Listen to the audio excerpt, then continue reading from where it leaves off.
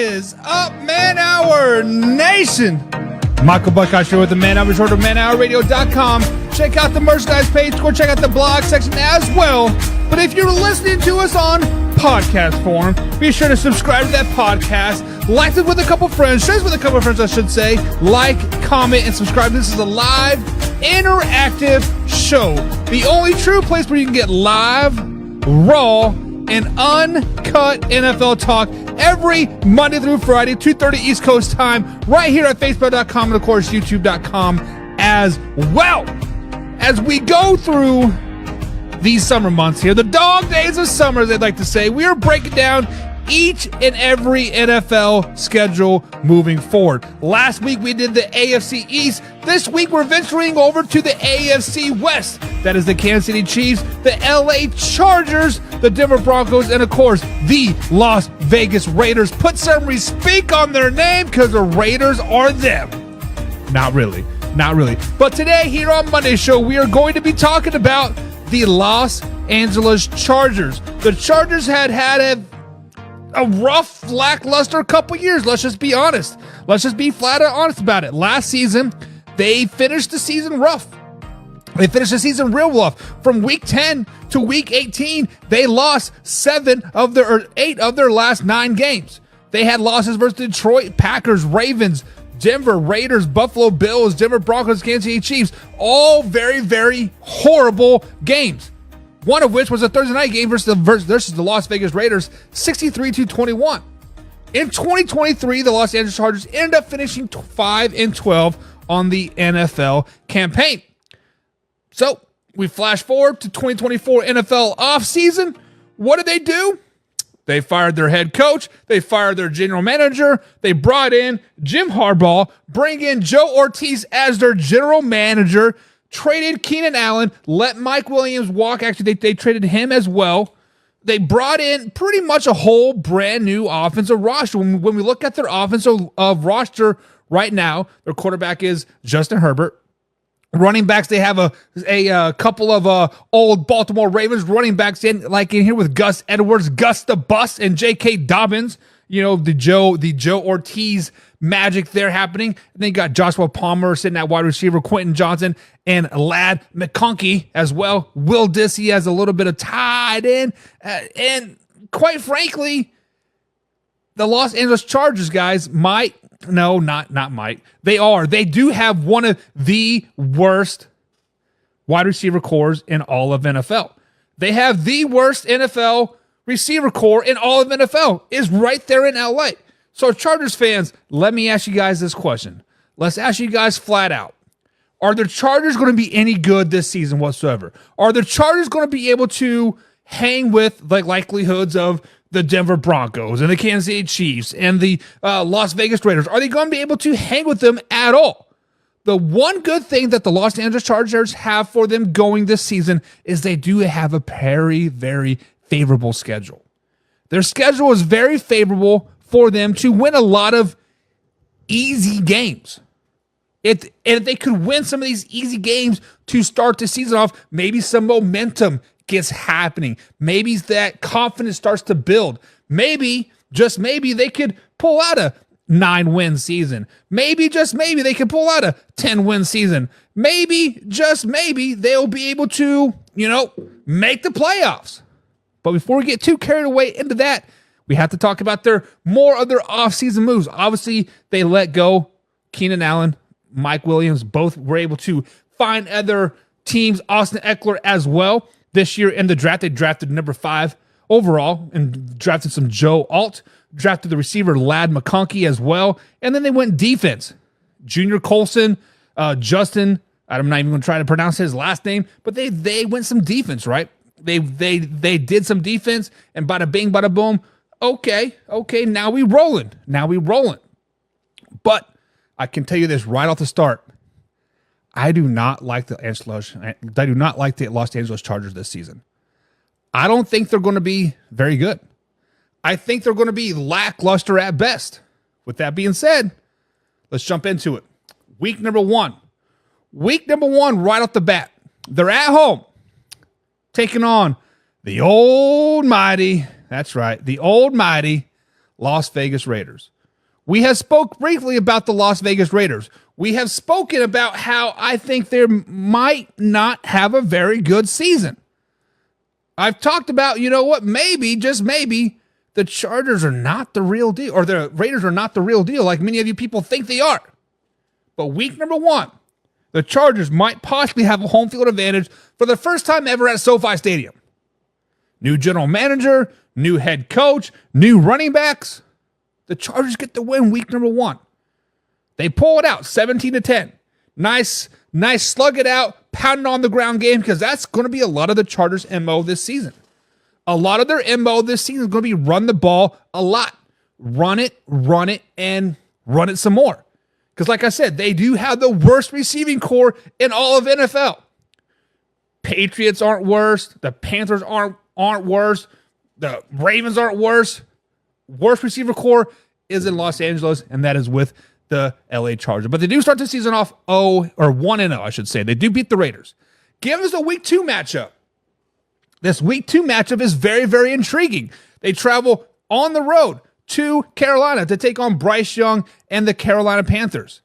I have had the opportunity now to watch a little bit of Carolina's OTAs and minicamps to really start breaking down their season, because we're breaking down the NFC South here in a few weeks. So I want to get my ducks in a row. When I'm looking at the Carolina Panthers, they have one of the worst wide receiving cores out there as well. So basically it comes down to who has the better running game at this particular point. And as of right now, week 2, I do have the Chargers going into Carolina and winning this game. I do have them going into Carolina and starting off the season 2-0. However, let's put an asterisk by this week 2 game. Let's put a caveat in this week 2 game, right? This is a 1 o'clock kickoff time on the East Coast when the Chargers do play the Carolina Panthers. So in the bodies of those California people out there, it's about 10 o'clock in the morning. However, still young season, right? Still only week 2 of the season, so maybe that time isn't going to quite affect their bodies. But however, put an asterisk by that. If you're a betting man, think of a slow start for the Chargers. Think of a nice sluggish game. Going to be a really low-scoring game, probably 9-3, 9-6. No faith in the Carolina Panthers whatsoever. If you are a Carolina Panthers fan, I'm sorry. You guys got a lot of dog days ahead of you. We're going to find out who the real fans are here really, really quick. But however, the Chargers are 2-0 right now. Wins over the Raiders, wins over the Panthers, going into week 3 matchup versus the Pittsburgh Steelers. The old mighty Pittsburgh Steelers. Who is their quarterback going to be? Could be Russ, could be Justin Fields, could be a mixture of both. But a wise man once said, if you think you have 2 quarterbacks, you have 0 quarterbacks. And Mike Tomlin is a wise old man. I've said it when we spoke about the Pittsburgh Steelers a little while ago with my man Steelberg. Be sure to go check him out on the old Tiki Talk. Russell Wilson just doesn't have to suck for the Pittsburgh Steelers for them to be pretty good. They have one of the best defenses in the NFL. They have a pretty good running back in Najee Harris. They probably have a top 10 wide receiver core. Everything that the Los Angeles Chargers do not have. The Los Angeles Chargers are lost all game long in Pittsburgh. They are lost from the first snap to the last snap. They just want to go home at this particular point. They have now traveled to the East Coast twice, 2 1 o'clock kickoffs games. They just want to get home. They want to get home and they want some fresh cooking, and they lose this game. It's going to be bad. It is going to be a bad, bad game for Justin Herbert. It's going to be a bad, bad game for that bad receiving core. J.K. Dobbins and Gus Edwards might have 50, 60 yards apiece. But other than that, it's going to be ugly. Giving us a week 4 matchup. The matchup that we're all looking for, right? The matchup that we want to see. Back at home, SoFi Stadium, Kansas City Chiefs coming to town, reigning Super Bowl champions, taking on the Los Angeles Chargers. Now, I have the Chargers season going 2 ways here. If they win this game, I think they will have a winning season. If they lose this game, I think they will have a losing season. I think they'll have a bad season. Earlier today, I did have the Chargers stepping up and beating the Kansas City Chiefs. Earlier today, I did have Justin Herbert and Joshua Palmer and those guys knocking down the reigning Super Bowl champions, back-to-back Super Bowl champions, I might add. But was that trying to me being, not be the homer, right? I am a Chiefs fan right there. Chiefs Kingdom, baby, all day long. Was I trying to make it so, hey, I like the Chiefs, but, they're bound to drop one of these games. Then I went back, diagnosed some film, watched some film, watched the Los Angeles Chargers throw the deep ball, watched their defense during OTAs and minicamp. I don't think the Chargers can hang with the Kansas City Chiefs. I don't think there's any way, shape, or form that the Los Angeles Chargers can hang with the Kansas City Chiefs. The Chiefs will have a top 3 defense in the NFL. The Chiefs do still have Patrick Mahomes. They've gotten better this offseason. Yes, they did lose Snead, right? But hey, addition by subtraction, just like with Tyreek Hill. Addition by subtraction. I do have the Chargers losing this season, going 2-2 on the season so far, going into a week 5 bye week. Early bye week is bad news for the LA Chargers. Now, they did have a couple rough games. Maybe just maybe a bye week is what they needed. Okay, let's track that back. They're 2-2 on the season. Wins over the Raiders, wins over the Panthers, bad loss versus the Steelers, and then a close loss to the Kansas City Chiefs. Maybe they just need a bye week and reset. Maybe old Jim Harbaugh needs to, reel it in a little bit. Maybe Jim Ortiz is out there trying to make some type of in-season trade. We know with the Baltimore Ravens, he liked to make some in-season trades. Maybe right now they're testing the wide receiver market. Who is out there? Our wide receiver core is terrible. Who is out there? Who is willing to maybe give us a receiver for a second-round pick, third-round pick? Who is out there? I think there's going to be a lot of movement come week 5, and all that starts to get underneath the team's skin. All that kind of starts to upset the team a little bit. Maybe laser focus, right? Give us the week 6 matchup. AFC West division rivals. Chargers travel to Mile High Stadium to take on the Denver Broncos. One thing about the Denver Broncos is they do have a true home field advantage.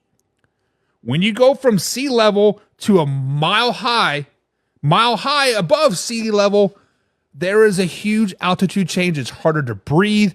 You just feel sluggish. You might feel sick, right? Hopefully, Jim Harbaugh gets the boys there a few days early to acclimate. But I don't think it really matters because the Broncos are not going to be that good. The Broncos are just going to shit the bed in this one. At this particular point in the season, the Broncos may not even know who their starting quarterback is. Is it Jarrett Stidham? Is it Bo Nix? Is it Zach Wilson? Who is it going to be? We'll be talking with my man Mark from NFL Experts here on Wednesday, so maybe he can get some insights on it, but I think the Chargers win this game.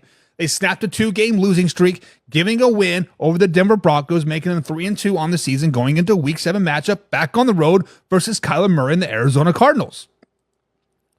The Arizona Cardinals are a team that could be a lot of what-ifs, right? What if Kyler Murray is the former shell of himself prior to his ACL injury? What if Marvin Harrison Jr. is the man, the myth, the legend? What if they can actually play some defense? What if, right? And right now, the what ifs are outweighing a lot of the knowns for the Arizona Cardinals. And I don't think the Arizona Cardinals are going to be that good this season either. I think they are a bottom feeder team as well, much like the Chargers.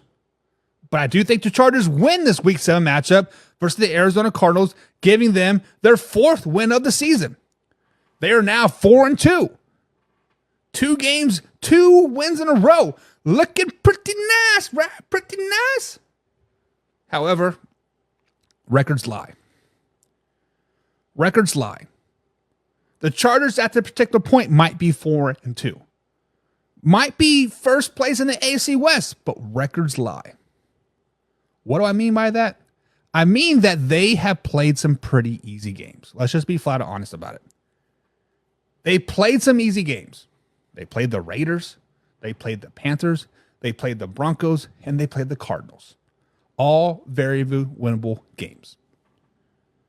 This next stretch of games, this week 9 through week 16, it is tough. You are going to have to really love your Los Angeles Chargers to be talking any positive about them moving forward whatsoever. Receiving core is going to get exposed. Justin Herbert's going to get exposed. That defense is going to get walked all over. Jim Harbaugh is going to be questioning his life going from Michigan to LA. Jim Ortiz is going to be like, Joe Ortiz is going to be like, why did I leave Baltimore to come here? First of this stretch here is the Saints. Derek Carr comes into town, whoops that ass. It's not even close. Week 9, they travel to Cleveland to take on to Deshaun Watson and the Cleveland Browns. That game is not even a slugfest. It is a one-hitter quitter for the Browns. 2 losses in a row. Week 10, back at home, taking on Will Levis and the Tennessee Titans. A much-improved Tennessee Titans team. A Tennessee Titans team that you probably don't want to play. A Tennessee Titans team that's pretty good in my eyes. Pretty good. Let me bring my schedule back up here. They lose that game. 3 losses in a row now. Losses to the Saints. Losses to the Browns. Loss to the Titans. Give us a Week 11 matchup versus the Cincinnati Bengals. Guess what? That's another loss. Yet another loss for the old mighty Los Angeles Chargers.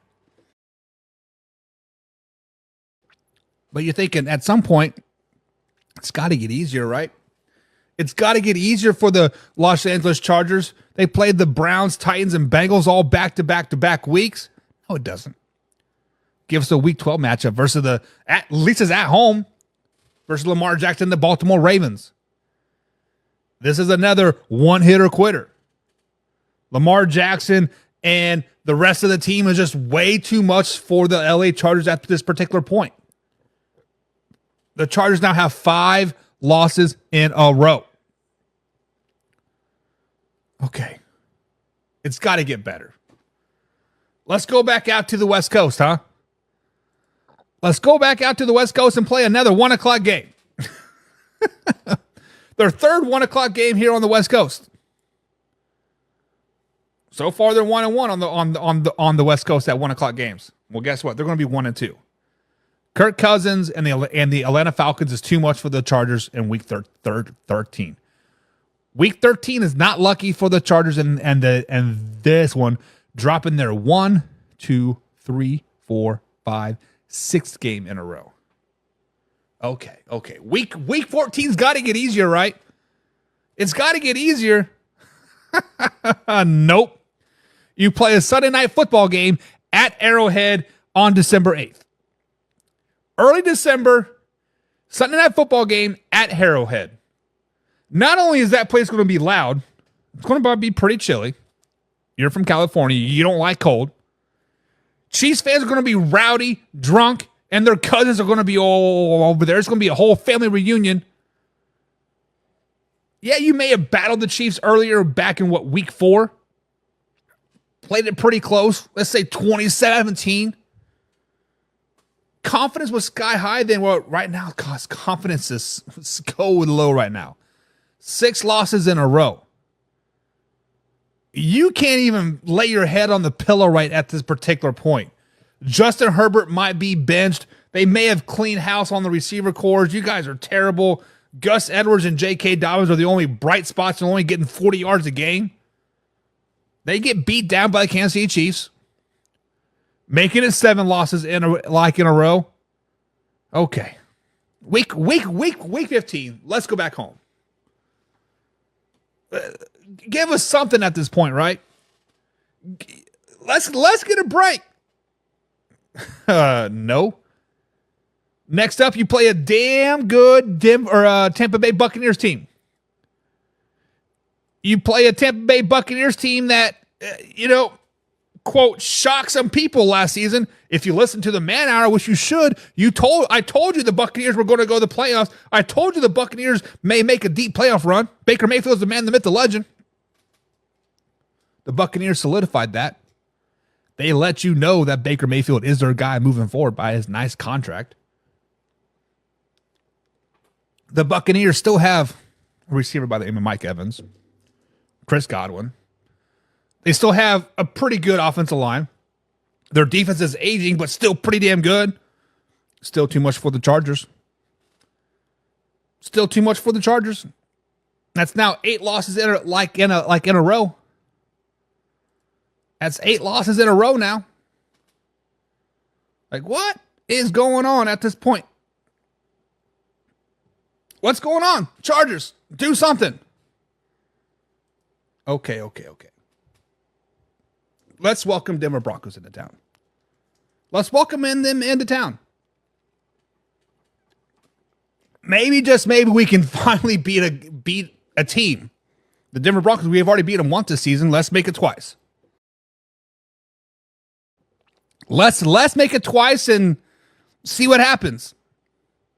Well, guess what? Not only do you lose to the Denver Broncos, you have now lost 9 games in a row. You are looking terrible. You're questioning life. You are questioning a lot of aspects of your life right now. Like, what do we do?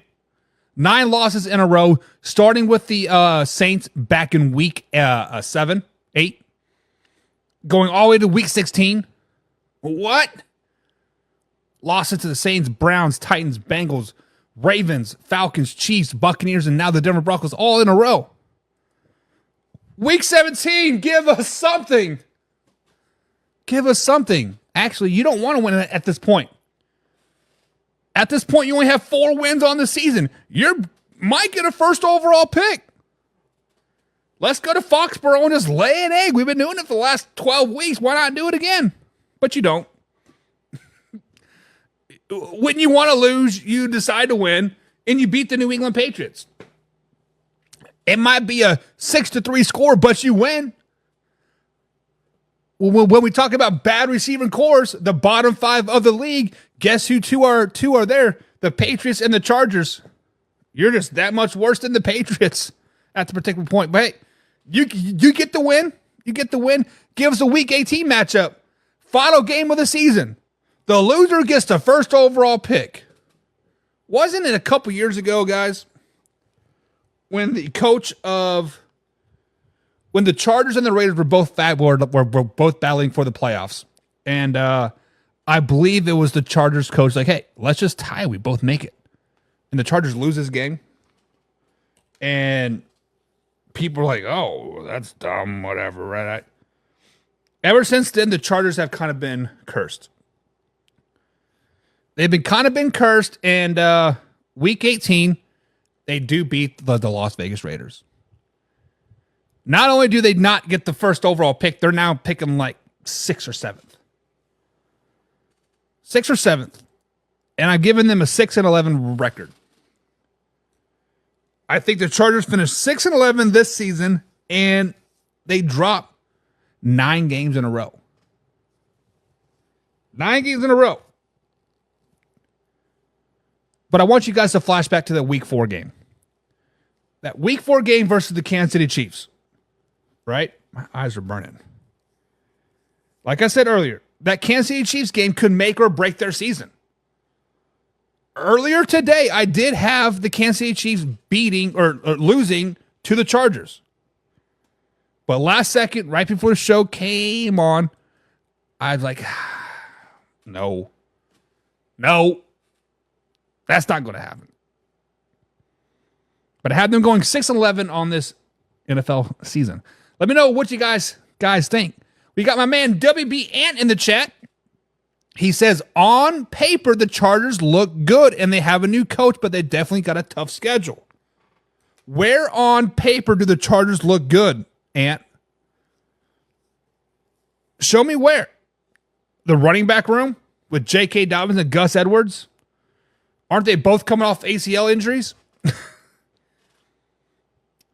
The only bright spot of the Chargers is potentially Justin Herbert.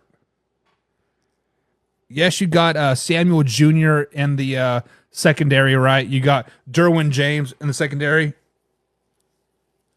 But besides that, who?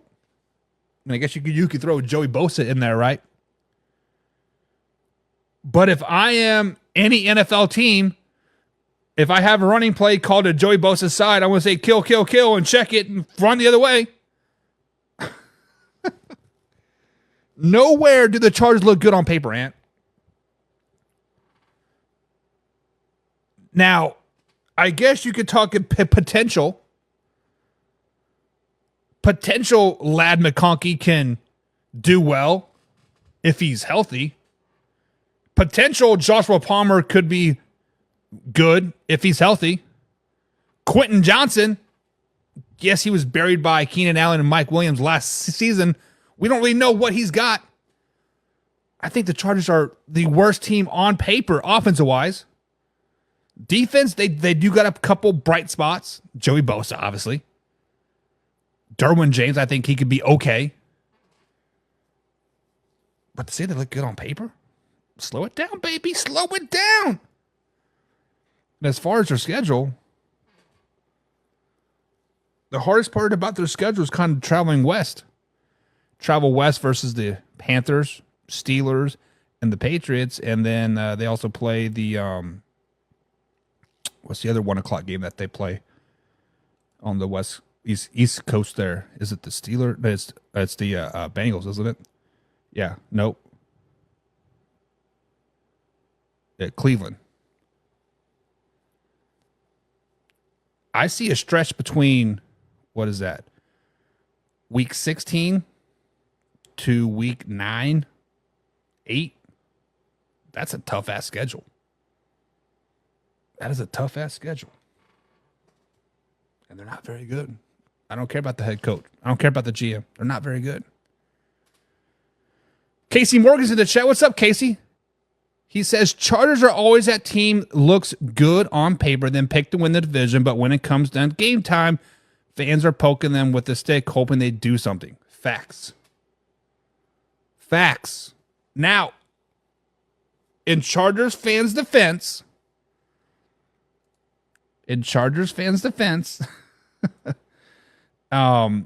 they did have arguably one of the worst coaches of all time. I gotta remember their old coach's name. How did he completely have a job after those blunders last 2-3 seasons is beyond me. Were they afraid to fire him or what? I don't know. But yes, the Chargers historically have had a pretty good team on roster. You get on the field, 5-12, 7-10. That's about it. WBN says Gus Edwards is solid. Solid quarterback, Bosa and Mack. Solid secondary. They beefed up the old line. They have a young receiver core, just got to develop.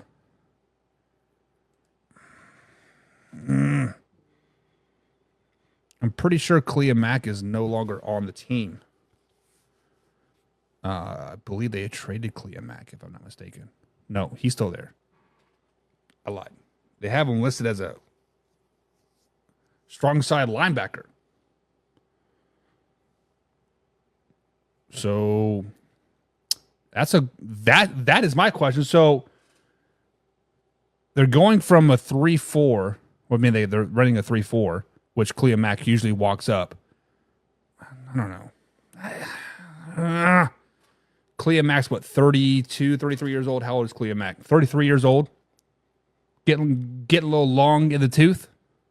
He did have a pretty good season last year, right? Wasn't it one game he had like 5 sacks or something? Something crazy.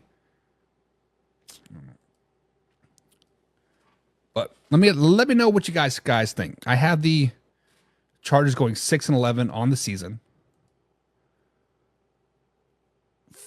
Spoiler alert, at first I had them going 8-9.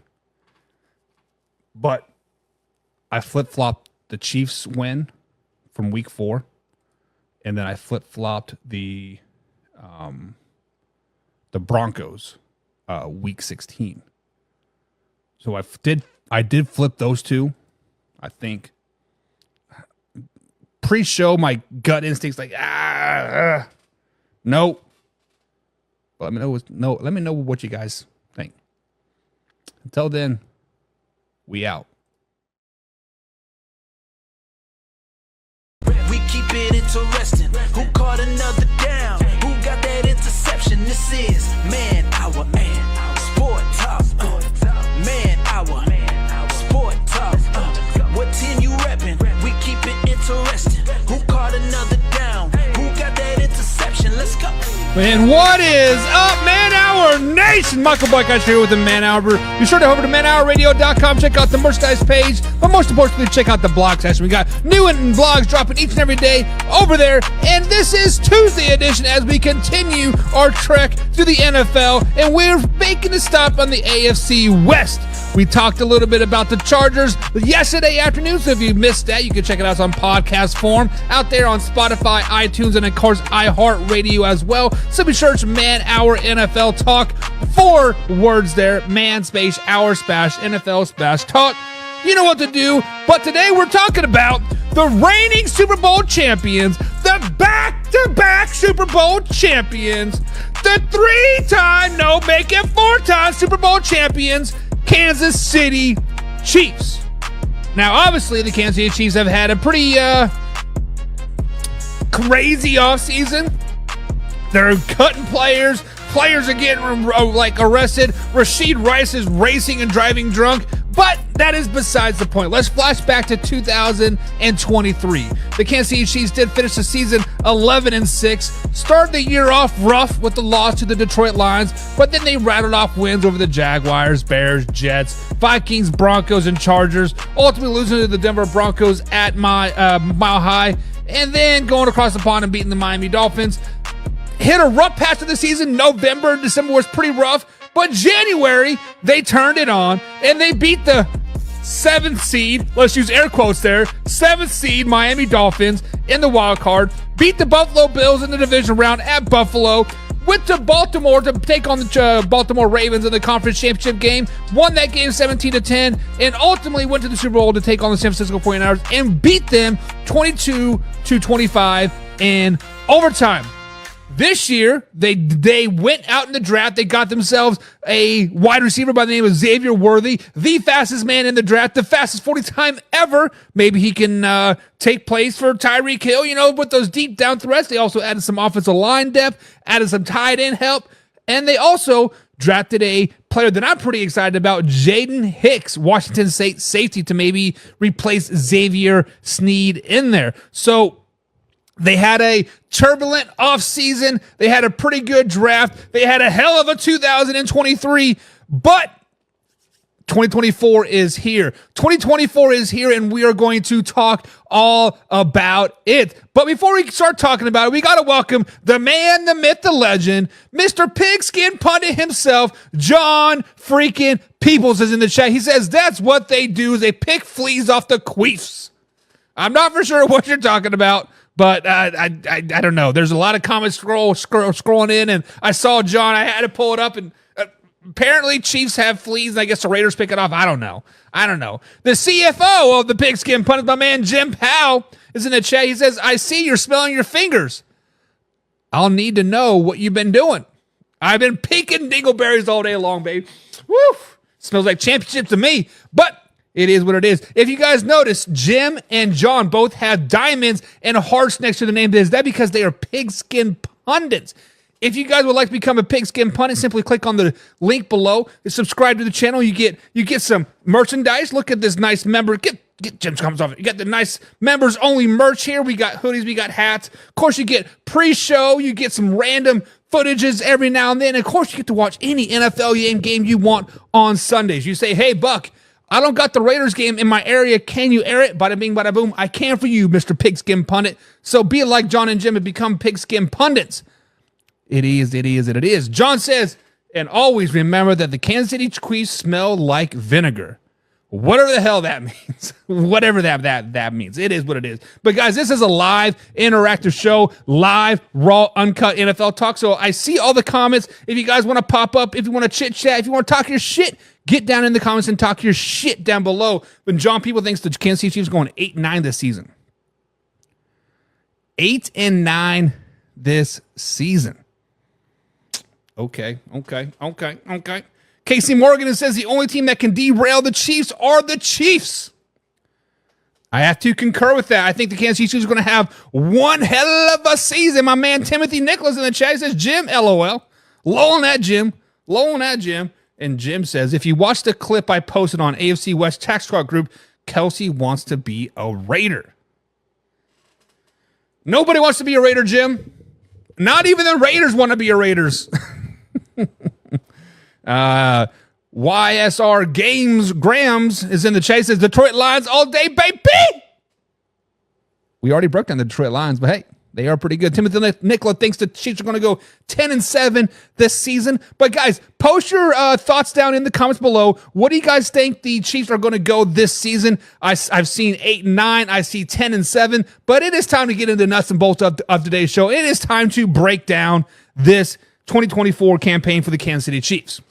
Like I said, the Kansas City Chiefs went 11-6 last season. They won the Super Bowl, back-to-back Super Bowl champions. But this season, I think they're going to be kind of a much of the same path, right? I think they're really going to go in the right direction this season.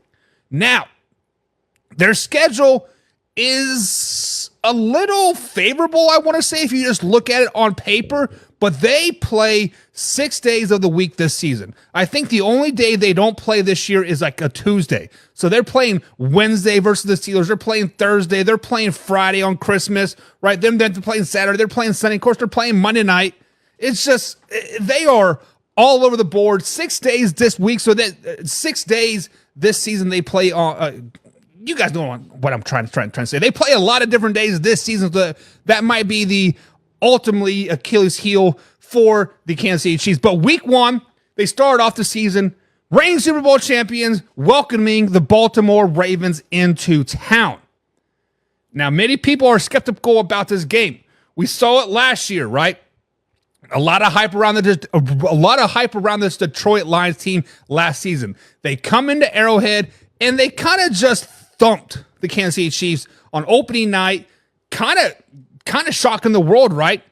I think the Kansas City Chiefs are going to be ready this season. I think they are not going to be overlooking anybody. They are going to really welcome in the critics and the haters and all this stuff. And it starts week one when they thump Lamar Jackson and the Baltimore Ravens. I think they're going to beat down the Baltimore Ravens week one. It is not going to be pretty. You can have King Henry. You can have Lamar Jackson. You can have John Harbaugh. You can have whoever you want on that defense. But the simple fact of the matter, the Kansas City Chiefs at Arrowhead, opening night this season, back-to-back Super Bowl champions, going for a three-peat. They're going to be ready, and they're going to be knocking on that door, and they're going to knock the Baltimore Ravens around to show them that last AFC Championship game was not a fluke.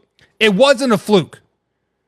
We are going to nail you guys down. Give me a week one win with the Baltimore Ravens over the Kansas City Chiefs. I said that wrong. Kansas City Chiefs beat down Baltimore Ravens. What do you guys think? Week two, another tough game, but they're still at home. They got a nice 10-day break in between this Ravens and Baltimore game, right? They do play the AFC North. I think the AFC North is going to be the best division in football. I think the AFC West is going to be one of the worst divisions in football. We'll be talking about that more on Friday. But week two, Joe Burrow and the Cincinnati Bengals come into town. There is a lot of pressure on the Cincinnati Bengals in 2024 to win. There is a lot of pressure on them to win right now. And that pressure is going to make them play a little tight. That pressure is going to make them feel like they have to force and win these big games versus the Kansas City Chiefs. Now, I do think they match up very, very well. I think the Bengals and the Chiefs match up very well. But because of the tightness, because of the last of the loosey-goosey that the Joe Burrow and the boys need to do to win games, they're going to lose to the Kansas City Chiefs. The Kansas City Chiefs are not going to beat the Bengals in this game. The Bengals are going to lose this game, meaning a late, arrogant pick six, a fumble at the end of the game, maybe a missed special teams execution, right? The Bengals are going to be a pretty good team. They have to win right now.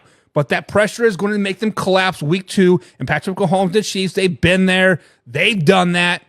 It is what it is. The Chiefs start the season off 2-0. Casey Morgan thinks the Chiefs are going to go 13-3 on the season. Hopefully there's no tie. Hopefully he meant 13-4. Hopefully. John thinks they're going to go 4-13. Get out of here with that crap. Timothy Nicola thinks the Lions overachieved in 2023. Potentially, we will talk more about the Lions coming up here in the upcoming weeks when we do break down the NFC North again. Got to get my man Luke G back on to talk some more Detroit Lions. My man Mark is in the chat. Mark D is in the chat. He says, what up, Buck? Can't wait for later tonight. We will be talking about the Denver Broncos guys coming up on Thursday. Mark from the NFL Experts will be joining on us. And Timothy says there's a lot of pressure on the Chiefs to repeat. Mahomes running his mouth too much. So I'm glad you brought this up, Timothy, because I do not think the Chiefs cannot handle the pressure that they're putting on themselves. I think there is a method behind the madness of why Patrick Mahomes is talking, why Travis Kelce, even before the Super Bowl parade started, they're like, three-peat. It's time for us to focus. It's because sometimes in the offseason, when you've been there and you've done that, right? The Kansas City Chiefs now in recent memory have done it 3 times, right? It was 3 out of the last 5 years. They have done it. With that being said, sometimes you got to have that added motivation to really carry on into this offseason, to really carry on into the dog days of summer like we are right now, to really carry on through the preseason. I don't think they're adding any pressure to the Kansas City Chiefs whatsoever. If anything, this is good laser focus, right? Meaning good pressure for them is going to help them succeed. Now, if they weren't talking, if they were comfortable, like, hey, you know what? It is what it is. We're just out here coasting. We're out here having a good time. I mean, they're already having a good time. Isn't Travis Kelce in like Europe with what's-her-face, Tay Banks, right? But I think this running on the mouth is good. I think the pressure is good for the Kansas City Chiefs. I think it is awesome for them. Give me the pressure and I will succeed. Jim says, I'm back. What I miss? I had to take Mahomes and wipe my Andy Reid.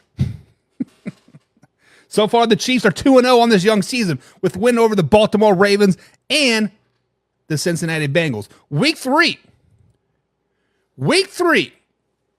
This is a game where I think a hiccup might occur. This is a game where I think the Kansas City Chiefs are kind of overlooking said opponent. Now, the Kansas City Chiefs have the ability to overlook the opponent and still win, but at the same time, still look bad, right? Kind of like what they did Christmas Day last season. John and Jim will never let me live that down. Christmas Day. The Chiefs were like, you know what? The Raiders suck. Whatever. It is what it is. We just need to get ourselves right. But I think this week 3 game is when the Chiefs overlook the Atlanta Falcons. I think this week 3 game, like Casey Morgan just said, is a trap game. I think the Falcons are going to be better than a lot of people want to admit. I think the Falcons are going to be kind of shocking the world like the Detroit Lions did last season. I do think the Kansas City Chiefs drop a close one in Atlanta versus Kirk Cousins and the Falcons. I think it is a really, really ugly game. I think this is a game that we kind of wish we could just like white out on the schedule. Week 3, traveling to a not good Atlanta Falcons team on paper. Come on. Give us a week 4 matchup. Back on the road. Taking on the Chargers. Justin Herbert and the Chargers. We spoke on the Chargers yesterday. I told you guys how bad the Chargers wide receiver core is. I told you how bad that offense is going to be. I told you how overrated Justin Herbert is. And the Kansas City Chiefs exposed that every stretch of the imagination. The Kansas City Chiefs are pissed off after that Atlanta Falcons game. The Kansas City Chiefs are upset that they went to Atlanta and they laid an egg. Then they're going to go to SoFi Stadium in LA and they are going to drop the wood. 63-point them. 60-piece them. Put it up. As my man Sonic says, speed me up, speed me up. Because that is what Xavier Worthy is going to be doing up and down on the field. Patrick Mahomes is going to throw over 500-plus yards. Jay Pacheco might rush for 120 plus another 100 yards out of the backfield. Travis Kelce might find the end zone 3 or 4 times. They're going to walk all over the LA Chargers this Week 4 game. Week 4 game, they're going to basically do what Casey just said. The Chargers are imploding this year, full rebuild next year. This implosion is going to be starting by the Kansas City Chiefs by the epic beatdown that they're going to take Week 4. Giving us a 3-1 record going into Week 5, taking on Derek Carr and the New Orleans Saints finally back at home.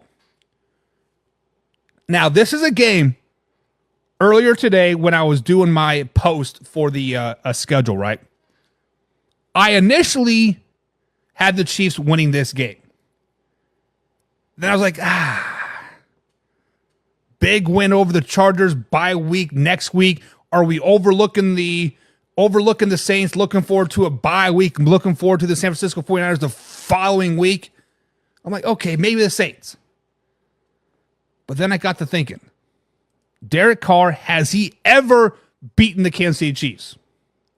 When Derek Carr was a part of the Las Vegas Raiders, did he ever beat the Kansas City Chiefs? And I don't think he did. Looking at the Saints roster, yes, they do have Alvin Kamara still. But who are their receivers still? Chris Olave? That's about it, right? Cedric Wilson Jr., former Kansas City Chief like 5 teams ago. The Saints are going to be kind of a bust of a team this year, I think. I think many people think that the Saints are going to, potentially make a playoff push. Potentially upset the Bucs and the Falcons, right? But I do think this is a close game. I do think this is a battling back and forth game. I do think Derek Carr puts on his best front, but the Kansas City Chiefs defense and the offense is just too much for the New Orleans Saints and Derek Carr. The Chiefs pull this one out, 27-25 type of score. It's going to be a very, very close one-score game.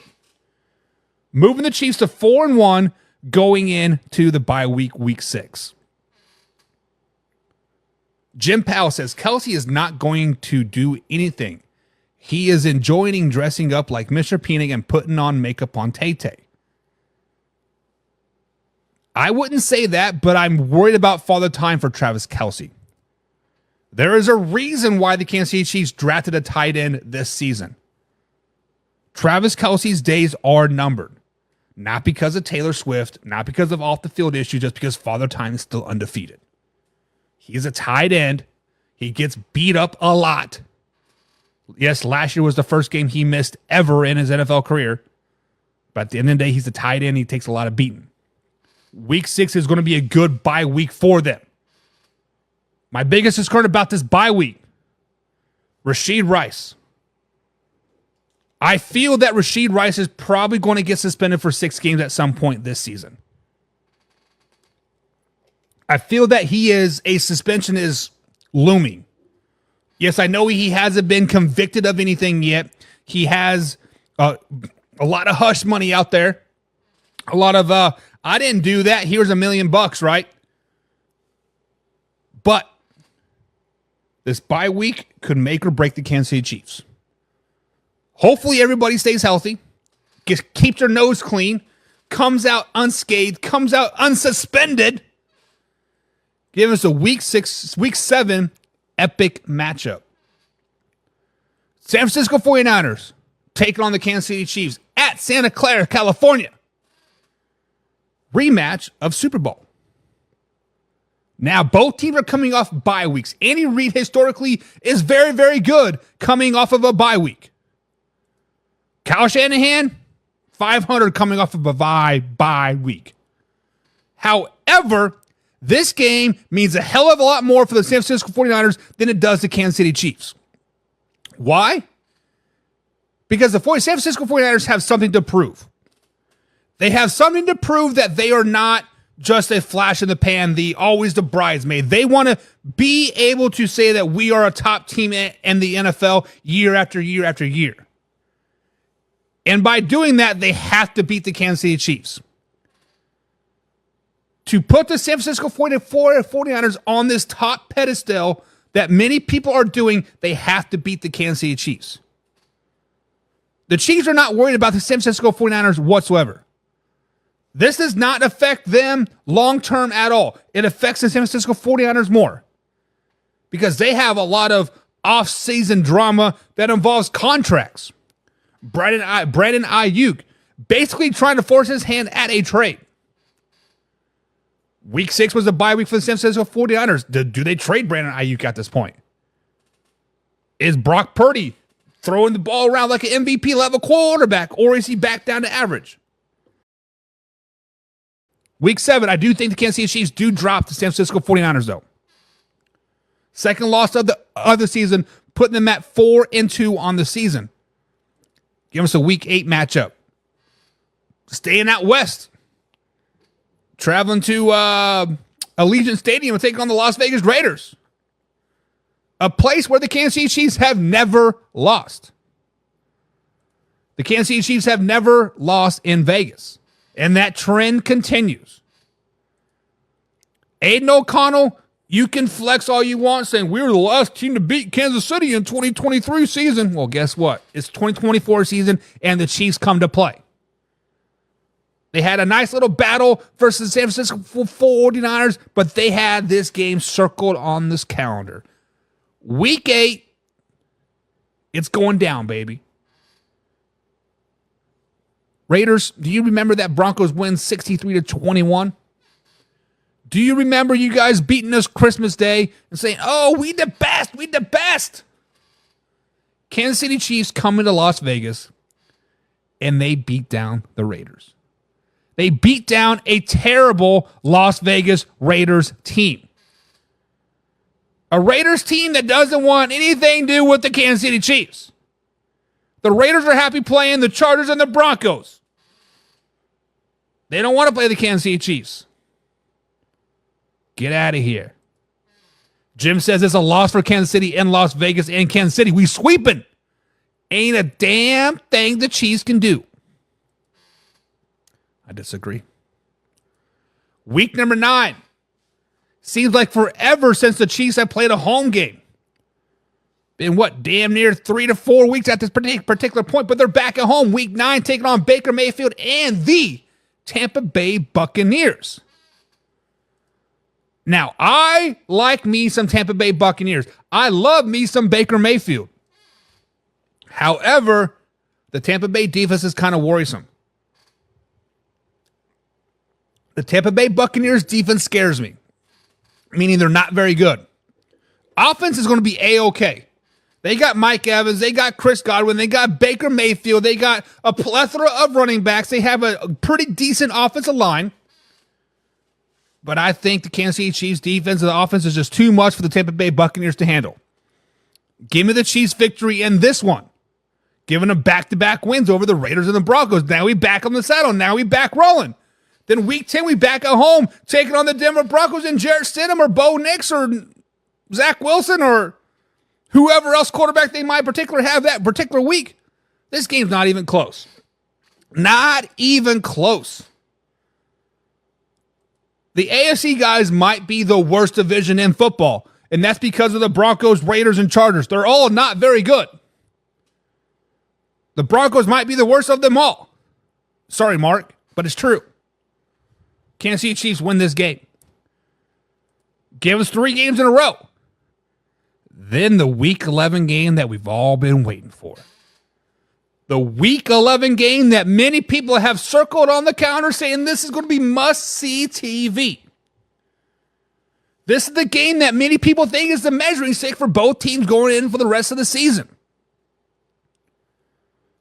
Forget who it was on the comments thinking that the Buffalo Bills are going to win this game. Buffalo Bills are going to go 14-3 on the season. There's a reason why this game is on the calendar year after year after year. It is a great game. It's a great game. And the Buffalo Bills get the Kansas City Chiefs in the regular season, it seems like every time.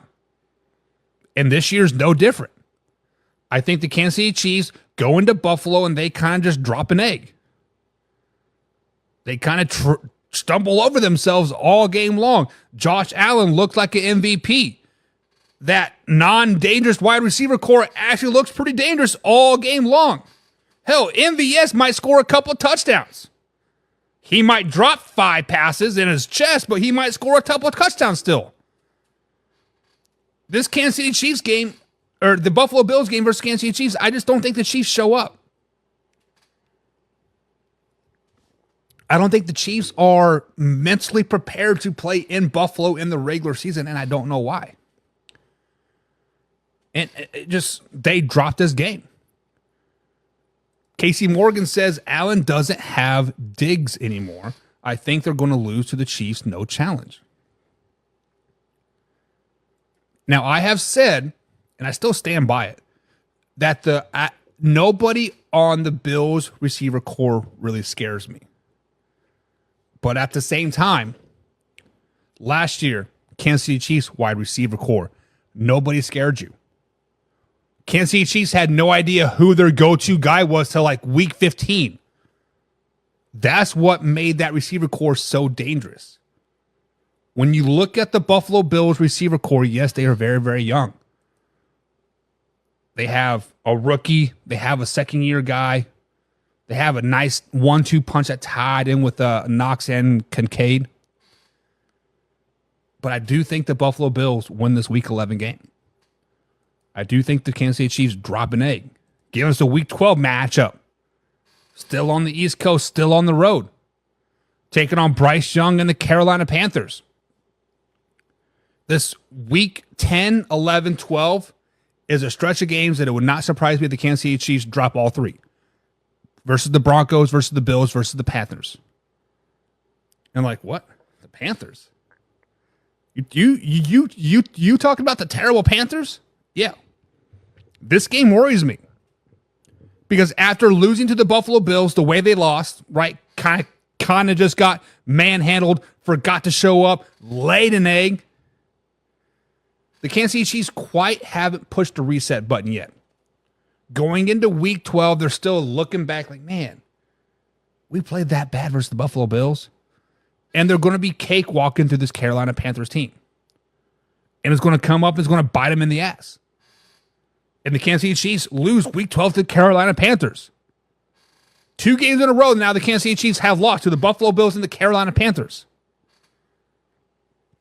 The talk on our show, on Sports Center, on NFL Good Morning, whatever show you're watching, the lead show after this Sunday game, after the Kansas City Chiefs have lost to the Buffalo Bills and the Carolina Panthers, like, whoa, are the Chiefs any good? Are the Chiefs in trouble? What's going on in Kansas City? What is this? What is that? Right?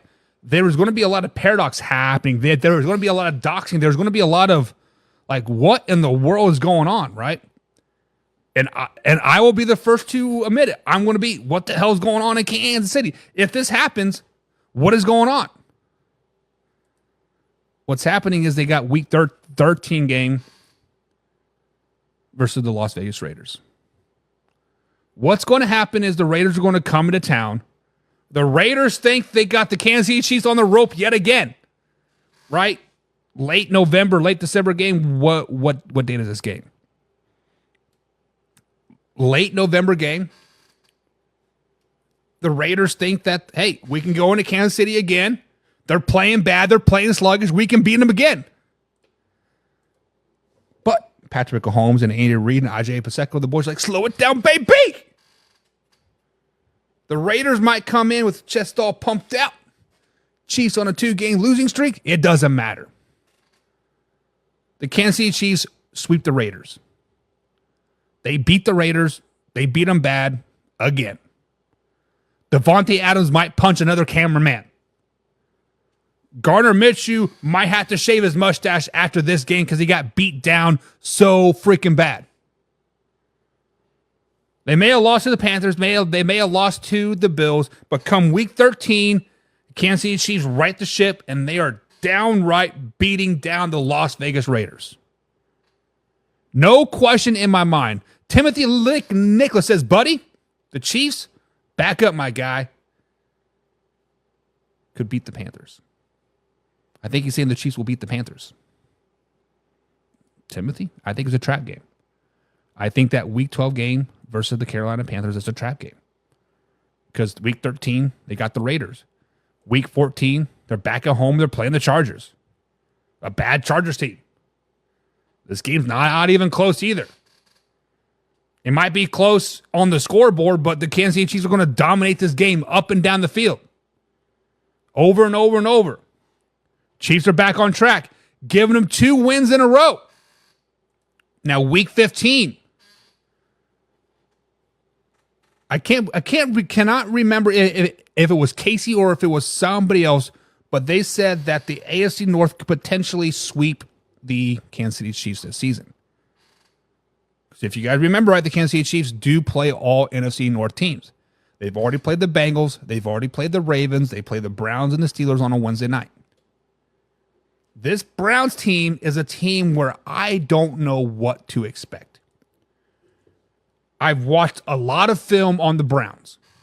A lot of mini camp, a lot of OTAs, a lot of off-season workouts with quarterbacks in 7-on-7. I've watched a lot of Cleveland Browns the last 3 days. Probably 20 hours worth. I do not know how good or how bad the Cleveland Browns are going to be. They are so up and down in practice, I don't know whether they're coming or whether they're going.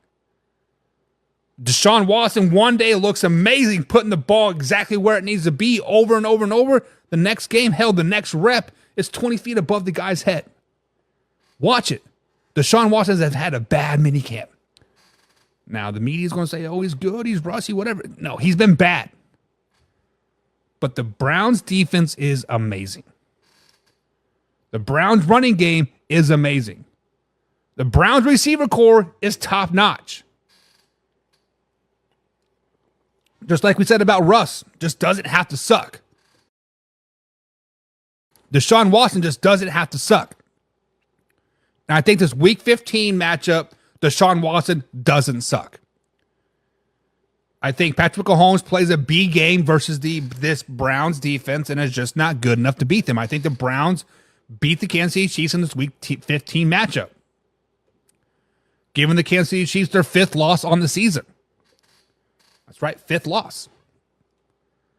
Give us a Week 16 matchup back at home. Potential playoff preview, right? High-flying Houston Texans taking on the Kansas City Chiefs at Arrowhead. Actually, Week 15 is the Steelers. Why? What's going on here? Messed up. My bad, guys. This is Week 17. I got to make mixed up. Week 16 is the Steelers. The Wednesday night game. This is the game that I'm very confused about why we're doing a Wednesday night game. Stupid, in my opinion, but hey, it is what it is. After playing a really good Browns team the week before, short work week, going back to Pittsburgh, back on the road, playing a really good Steelers team with a quarterback that just doesn't have to suck, I think the Chiefs pull this one out. I think the Chiefs are more equipped to play on a short work week than the Pittsburgh Steelers are. Yes, the Pittsburgh Steelers do play that Saturday night as well, coming into Wednesday. And I think the Steelers just dropped an egg. Give us the Week 17, not 16 matchup, back at home, taking on the Houston Texans. Houston Texans. This is a game where I am complexed about. This is a game that I am... Actually, it's not mixed up. I'm sorry, guys. I messed up. It is Week 16 for the Texans. My fault. But this is a game that I'm complexed about. This is a game that I do think the Texans will be coming back down to where they are no longer overachieving till they're no longer being an outlier. But at the same time, they're still a pretty good team. They added Daniil Hunter this offseason. They added Stephon Diggs, right? Tank Dell is back. CJ Stroud in his second season. D'Amico Ryans in his second season. The Texans are going to be a good team. They're going to be a solid team. If I'm not mistaken, this is a Monday night football game. Sunday night football game. Nope. Sunday afternoon game. I think the Chiefs beat the Houston Texans in this game. I think the Texans just aren't quite there yet to beat a team like the Kansas City Chiefs. Give us a Week 18 matchup. Kansas City Chiefs back-to-back weeks on the road, going to Pittsburgh and then going to Denver Broncos playing in Mile High Stadium. Right now, the Kansas City Chiefs are 11-5 on the season. Probably at this time, the Broncos are probably playing Bo Nix at this particular time. Jarrett Stidham is up there, but it's probably going to be Bo Nix.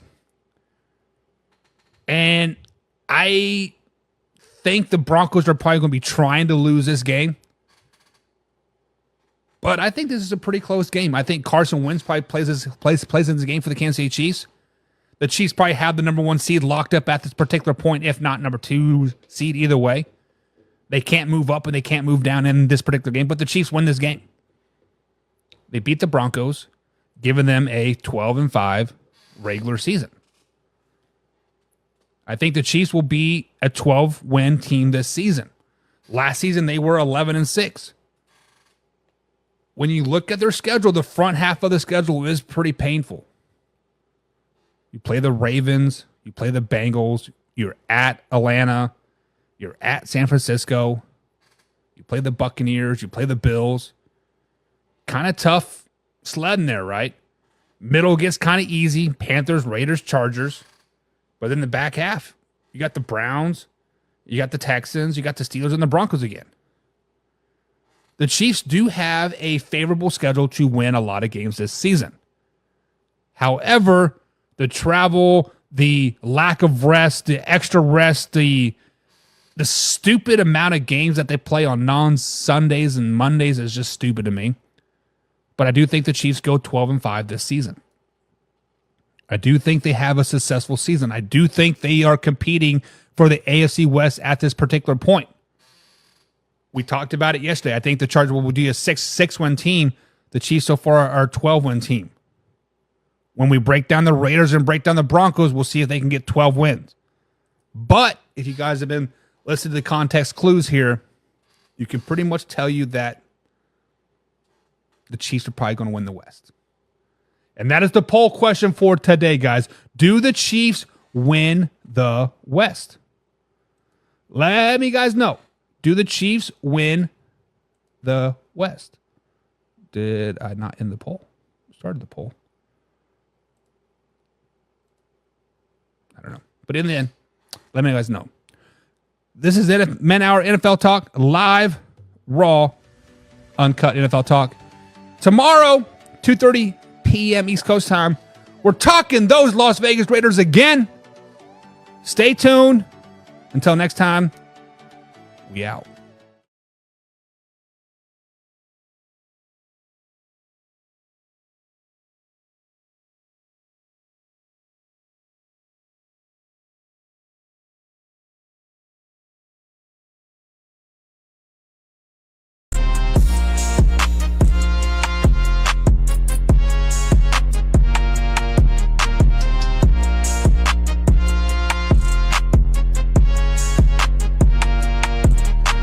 And what is up, Man Hour Nation? Michael Buckcuster here with the Man Hour, short over manhourradio.com. Check out the merchandise page or check out the blog section as well. But if you are viewing this here and you are enjoying your content, consider liking and consider subscribing to whatever platform that you are listening to us on. But most importantly, share this with us circle friends, because sharing is caring at the end of the day, and I care about you because you care about me, and we're all family. You all like to eat. With that being said, guys, we are continuing our quest across the AFC West. We've talked about the Chargers. We've talked about the Kansas City Chiefs. And today we are going to talk about the one and only Las Vegas Raiders. That's right, guys. We're going to talk about the Las Vegas Raiders. And I know we've talked about them already once this season, but we got to talk about them again. Maybe you guys have changed my mind. Maybe you guys have officially changed my mind with the Raiders. You know what? You guys have. You guys have changed my mind about the Raiders. They're not going to get 4 wins or 5 wins or 6 wins. They're going to be a top team in the AFC West. They're going to be a team that runs through every gauntlet of a challenge that they have coming forward. Guys, the Las Vegas Raiders are the real deal. They are the real deal. But before we get too carried away in today's show, we got to welcome my man, Mark Deeds, in the chat from the NFL Experts podcast. Mark Deeds, a Denver Broncos fan. We talk to Mark D tomorrow, July 4th, guys. Set your calendars, 2:30 East Coast time right here on Facebook.com, of course, YouTube.com. And if you're listening to us on Spotify or Twitter or whatever, right? Tune in tomorrow. My man Mark D, tells you about the Denver Broncos. John Peoples in the chat this morning as well. This afternoon. I'm stuck in the morning. Afternoons, baby. John is a pigskin pundit. He has clicked on the link below, and he has been a subscriber. John got a special member-only stream here at about 11 o'clock this morning. We talked about Dak Prescott going to the Las Vegas Raiders, and can you guys really convince me that is a bad idea or a good idea, right? He says, about time you're buying on the Raiders. Am I? Kevin Cunningham's in the chat. Sorry, Kevin Cummings is in the chat as well. He says, Raiders? The real deal? That's messed up. Well, Kevin, spoiler alert, the Raiders still suck. Guys, you can tell me that I'm a clown. You can tell me that I'm smoking crack or my mom's blowing this or blowing that and all the clown emojis that you want. But the truth of the matter is, guys, the Las Vegas Raiders are not very good. That is the simple truth of the matter, that the Las Vegas Raiders are not very good. So all you Raiders fans out there, hashtag Raiders Nation, hashtag RN4L, right? Raiders Nation for life. Every time I see that, I see the word anal, but whatever. But let me legitimately ask you guys this question. Let's sit down and ask this question. Where did the Raiders get better this off season? Last season, they did finish, 8-9, right? Let me get it correct, because all those Raiders haters like, you know what? We got 10 wins. No, you guys were 8-9. You did have a good month into December, right? You won the last 3 of your last 4 games, beating the Chargers, Chiefs, and the Broncos. But let me ask you this question, legitimately, Raiders fans. Where did you guys get better this offseason?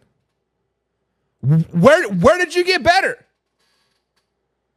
Oh, we got Christian Wilkins in the offseason. He's the greatest defensive tackle ever. Is he? Is he? Last season, he had 38 solo tackles, 27-6 for 9 sacks, 1 forced fumble. That to me does not scream greatness looking at those stats. But I know stats lie, especially for defensive linemen. Defensive linemen are there to take up blocks, take on the old big healthy guys, so the linebackers can run free. So I jumped in there and I watched film on Wilkins last season. He did not jump off the tape at me whatsoever. Now, I do understand you have Max Crosby. He does jump off the film at you. When you watch tape, you know this guy is an elite athlete. You guys know that Max Crosby is a really, really good guy. Robert Spillane, he kind of jumps off the film as well. The rest of the team, nobody jumps off the film on that defense. Yes, the defense could be a top 15 defense. Well, guess what? That's still about average. Oh, but Buck, Aiden O'Connell threw 8 touchdowns to 1 interception in the last 4 games of the season. And Do it for a whole season, my guy. Do it for a whole season, my guy, and then we can talk. Then we can discuss. I'm asking you guys this question legitimately. Where did the Raiders get better this offseason? Oh, they hired AP as a coach. He was an intern coach for half of the season.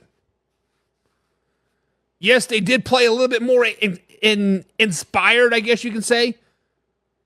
But do it for 17 games. For all you Raiders fans out there that are putting them up on this pedestal, slow your roll, jabronis. Slow your roll, jabronis. Mark says, the Raiders are not the real deal. I don't care what you guys say. Mark says Raiders are not the real deal. Kevin Cummings says the facts are the Raiders will be battling for third place. Yeah, they will be. They will be in the cellar of the AFC West. They will be in the cellar of the NFL. They will be battling for a number 1 overall pick. That's the only battling that the Raiders will be doing all season long. John People says they improved defensively. They improved by adding an overpaid and overrated nose tackle. Yeah, bud. Little man says the Raiders suck too. Huh. Raiders aren't very good, are they, bud? Nope. Raiders suck. Tell them. Raiders suck, buddy. Mark says, I read their coach filed for bankruptcy. What? Are we talking about Antonio Pierce or like a different coach? No. You smell like cotton candy. As the NFL coach, how are you filing for bankruptcy? What the heck? That can't be true. Casey Morgan's in the chat. Good morning, Casey. Or good afternoon, Casey. He has that 3 buy, so I think he's a 3-year subscriber. Can you guys believe we're going on 3 years of man hour? Good Lord. Raiders equals 4th place holder, says Casey. 4th place. Not wrong. Not wrong. I will be releasing my division standings on Friday, right? We'll be seeing where the Raiders eventually land. Kevin Cummings says Wilkins likes to grab quarterbacks' packages. Uh-oh. That's not a good sign. That's not a good sign. It is what it is. His wife took the blame for the bankruptcy. Oh, good Lord. Investment between 2 former NFL players. Man, listen, I am no financial guru by any stretch of the imagination, but you got to be better. You got to be smarter. John People says they're a top 10 defense. A top 10 defense in Las Vegas? John, I understand you are in the Michigan area, and I understand it's probably hot. You have never seen 90 degrees in your 82 years of life, I'm sure. It's hot up there. But sit down, get in that nice central air unit that you just put in your house, drink a glass of water, because the Las Vegas Raiders are not a top 10 defense. What part of their defense screams top 10 besides Max Crosby? Max Crosby could be a top 10 defensive end in the NFL, more than likely top 5. Spillane, Jack Jones, Marcus Epps, Nate Hobbs. None of them scream top 10 defense to me, John. None of them do. The biggest issue with the Las Vegas Raiders is that quarterback. 100%. Kevin said it the best. Their biggest issue is that quarterback. In our Pigskin-only pundits stream this morning here about 11, 10 o'clock, I forgot what time it was, I asked a question. So I'm going to ask you guys this question as well before we start breaking down the Raiders again. Maybe they're better than 4 wins. Maybe. If Dak Prescott is out there for the taking in the next few weeks, Dallas Cowboys says, you know what? We're not signing Dak Prescott to a long-term deal. Who wants him? And the Dallas Cowboys actually take that salary cap bite, right? They get punched in the heart and said, pay that $90 million or whatever it is. Does Dak Prescott to the Las Vegas Raiders actually make sense? To me, it does not make sense. This year does not make sense. No trade. Wait till free agency. Dak Prescott will be a $60 million quarterback come next year. Whether it's for the Dallas Cowboys, whether it's for the Seahawks, whether it's for the Minnesota Vikings, whether it's for the Las Vegas Raiders, Dak Prescott's going to be a $60 million quarterback. If you put a top 5 quarterback like Dak Prescott on the Las Vegas Raiders right now, does that make them a playoff caliber team? And the answer to that question to me is no. I love me some Dak Prescott, but he does not elevate the Las Vegas Raiders into a playoff or Super Bowl caliber team.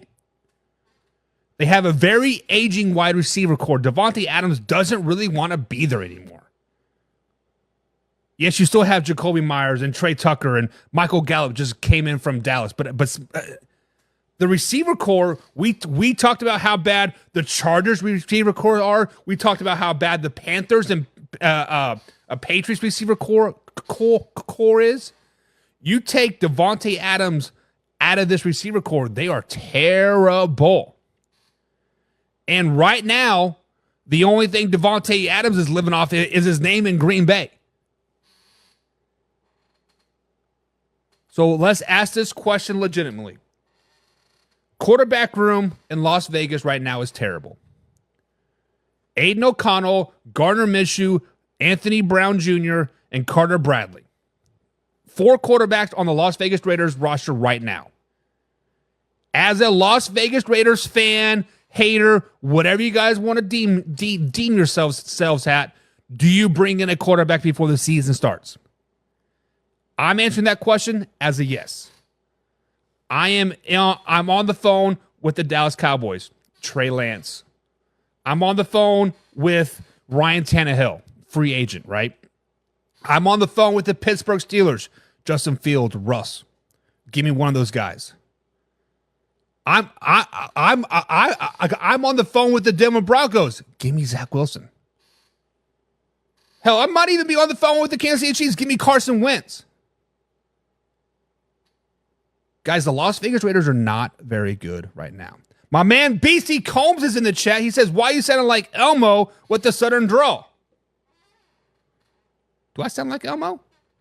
I think I sound pretty good. Jeez, Combsy. What's up, my guy? John says, did you send the Raiders jersey you lost from picking winners last year? I did. Even though John hedged his bets, it is what it is. And then BC Combs wants to come in here and say, Chiefs and the Chargers are the team to beat in that division. You got half of the thing right. I got a freaking hair in my mouth. You got half of that right, Combsy. The Chiefs are the team to beat in that division. The Chargers are bottom dwellers too. How did the Chargers get better this offseason? You released Mike Williams, or you released Keenan Allen. Both let them go to other teams.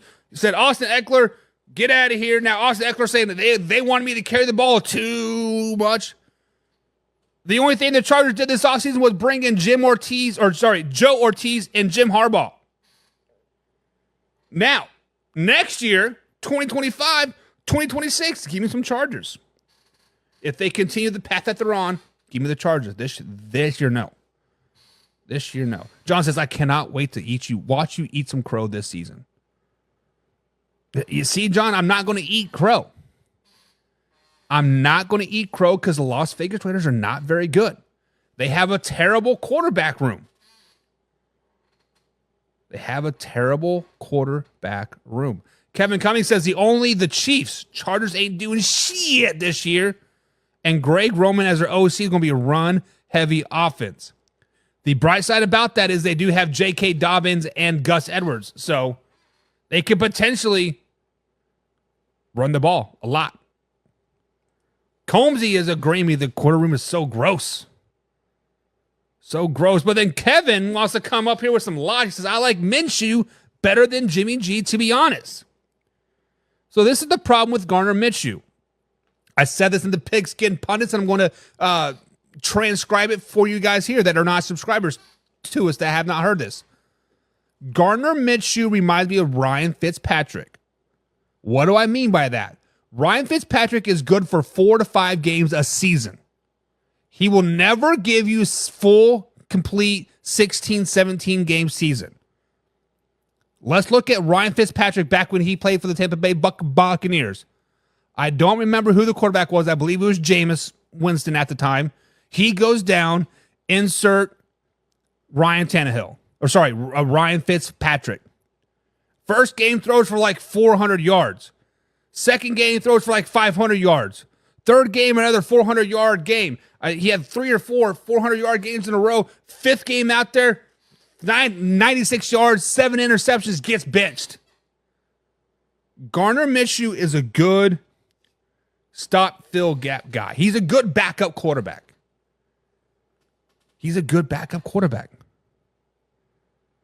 Jim Powell's in the chat. Speaking of Pigskin Pun, he says, Combs don't know. He's a Bears fan. He's a Bears fan. That he is a Bears fan. And this is where we're going to start.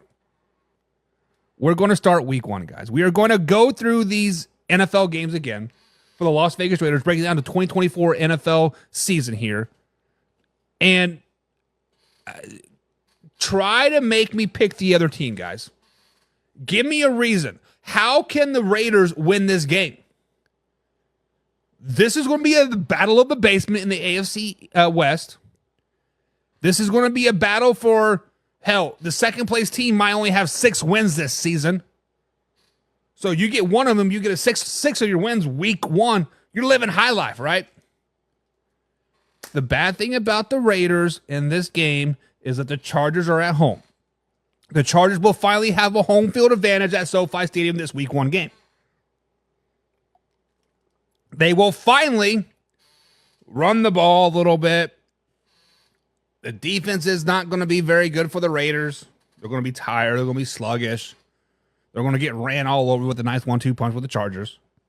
Chargers offense is looking pretty good. I'm picking the Chargers in this particular game. Tell me how the Raiders can win this game. Is Aiden O'Connell going to throw for 300 yards? Is it Zaire White? Zamir White. Is he going to rush for $150? Is Devontae Adams going to magically revert to 5 years ago when he was with MVP caliber quarterback and Aaron Rodgers? I just don't see it. I don't see it. Kevin says to play running defense because that's all the Chargers will be doing. Let's not forget the Chargers still do have Justin Herbert, right? Justin Herbert is not a terrible quarterback. Justin Herbert is still a quarterback that has a lot of potential in his bag. Chargers might have the worst wide receiver room out of all of the NFL.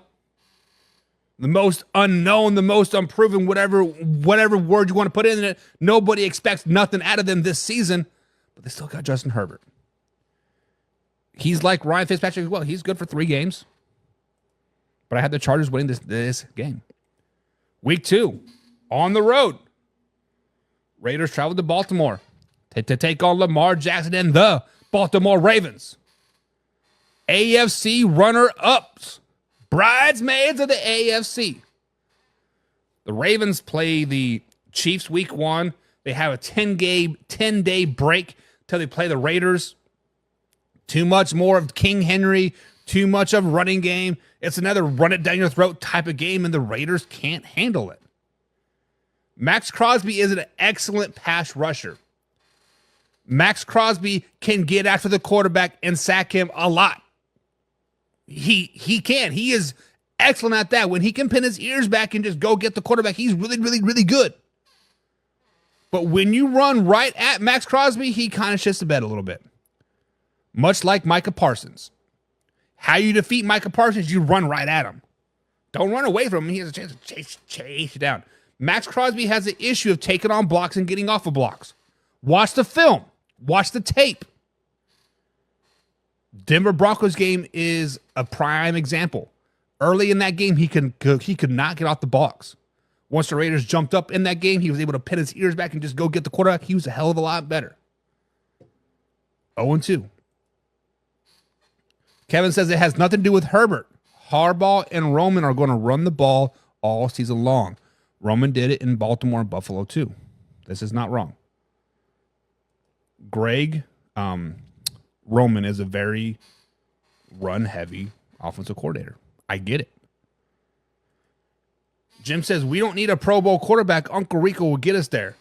But you do need a Pro Bowl quarterback.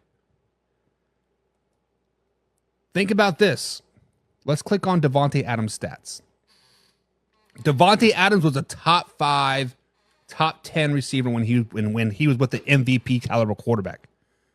He was unstoppable. Yes, last year he did have 1,100 yards. Adam Thielen also had 1,100 yards last season. Davante Adams is not finding the end zone very often anymore. It's because the MVP quarterback is no longer there. No longer with him. You are going to need an MVP style of quarterback to really push this team.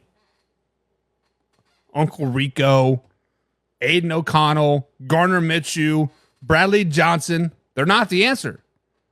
The answer might be on the Pittsburgh Steelers, but right now, at home, taking on the Panthers. They finally win a game. Finally win a game versus the Panthers.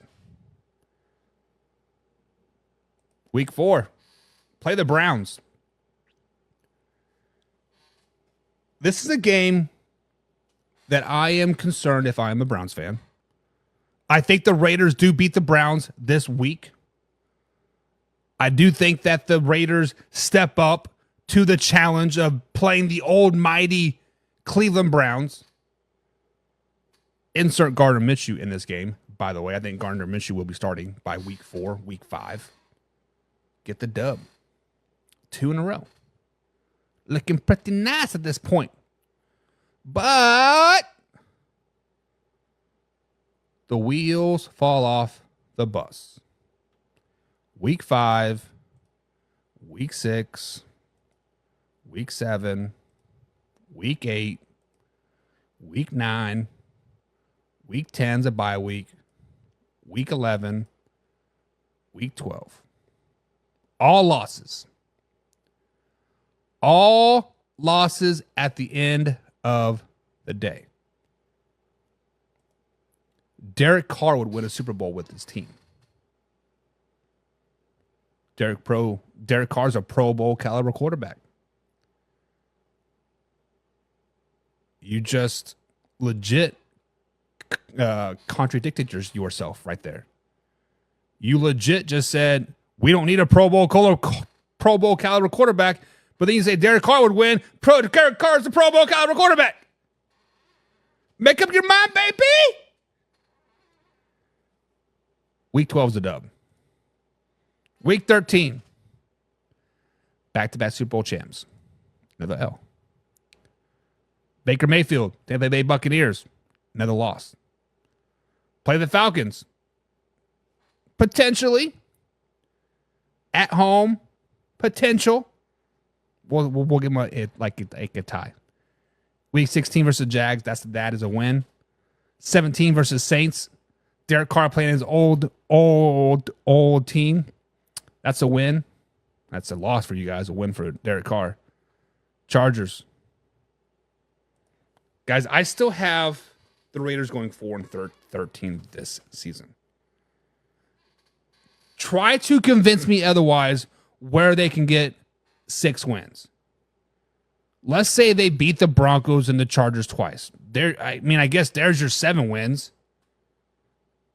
But I don't see them beating the Chargers at all. I see them splitting with the Broncos, getting swept by the Chiefs. Let's just say, in theory, they win all the games they are favored in. They would still only be 6-11. The Las Vegas Raiders are only favored in 6 games this season, guys. They're only favored in 6 games, and I have them winning 4. Panthers, Browns, Broncos, Jaguars. Yes, I do have them on a 9-game losing streak still. I tried to convince myself to give them 6 wins, 7 wins. I tried.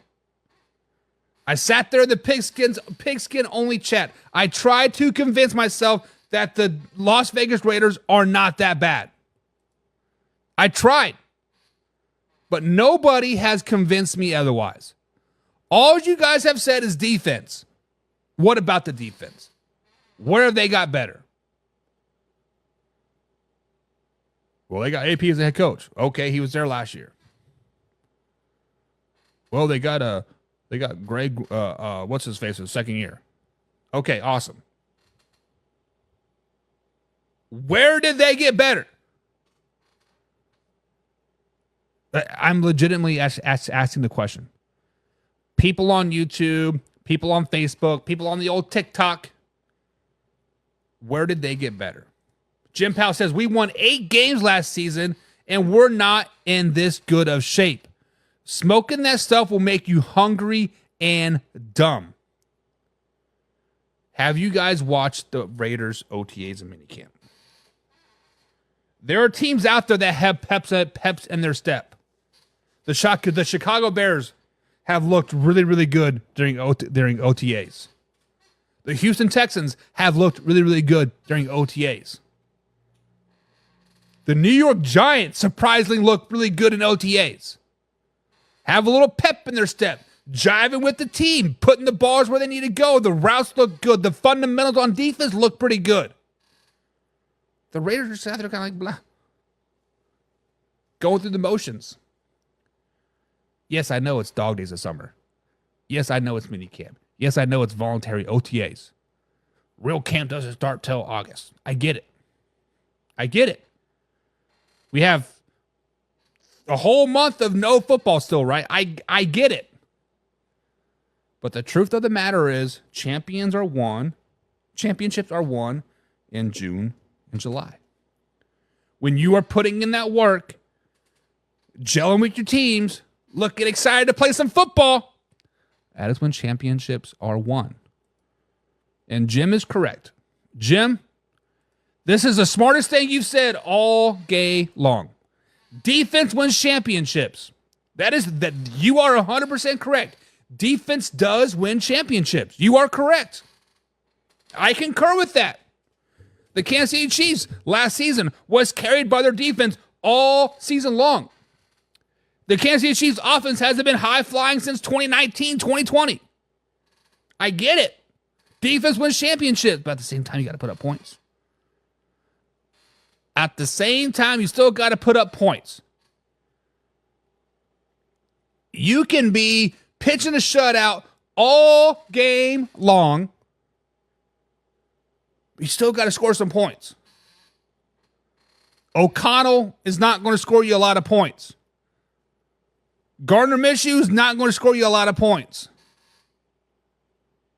I understand. Baltimore Ravens defense in 2000s, right? Carried Trent Dilfer to the Super Bowl.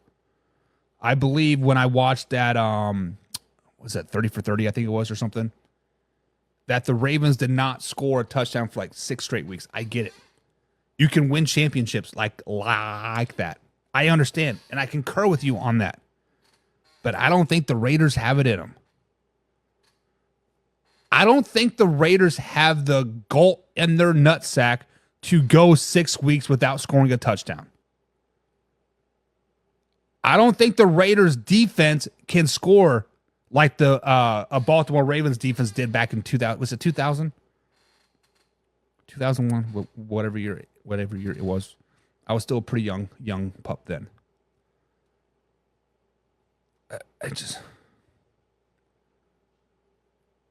Jim says Kelsey wants to be a Raider. But the Raiders don't even want to be Raiders. Nobody wants to be a Raider, Jim. Gardner Minshew went there just because he wanted a porn star. The only reason why Aiden O'Connell and Max Crosby are there is because they got drafted there. When Max Crosby's contract's up in 2 years, I think it is, 3 years, you think he's going to really want to sign with the Las Vegas Raiders? When the Kansas City Chiefs put that $97 million payday in front of him?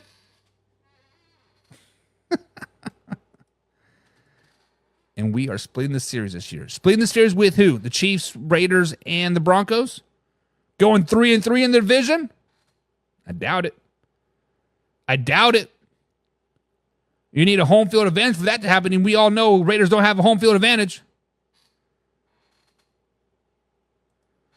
Kelsey said it on a podcast. I did not make it up that he wants to be a Raider. Send me the link to the podcast, and I'll listen to it. I'm sure it was clipped to make it sound like I want to be a Raider. Is that what it sounded like? Did they have Stuttering Buck on there? But with that being said, guys, I had the Raiders going 4-13 this season. I tried to give them six wins. I dug deep, and I really truly tried to give them 6 wins. And I think they could get 6 wins. I think they can split, or they can sweep the Broncos, and I think they can split with the Chargers. But other than that, I don't see any other wins. I don't see them beating the Rams. I don't see them beating the Steelers. I don't see them beating the Chiefs, Bengals, Dolphins, Bucks, Saints.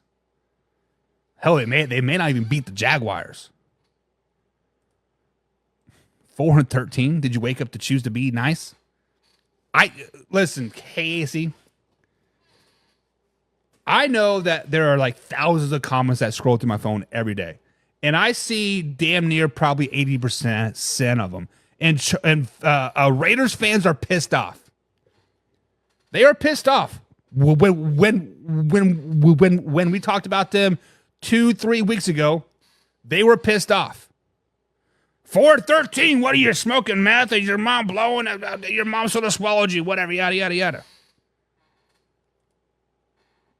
I think 4-13 is a very conservative number. Pretty good. What do you guys think? What will the Raiders be in 2024? 6 wins, 7 wins, 2 wins? Let me know. Tomorrow we're taking Brown. What? Tomorrow we're breaking down the Denver Broncos 2:30 East Coast time with my man Mark D. Until then, we out.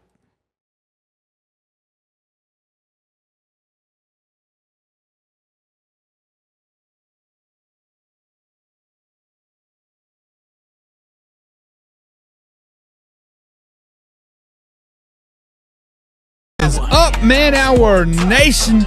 Michael Buckhouse here with the Man Hour, short over manhourradio.com. Check out the merchandise page, but most importantly, check out the blog section as well. And if you are new here, consider subscribing to the page and liking this as well. And also, share this with a couple friends, because sharing is caring at the end of the day.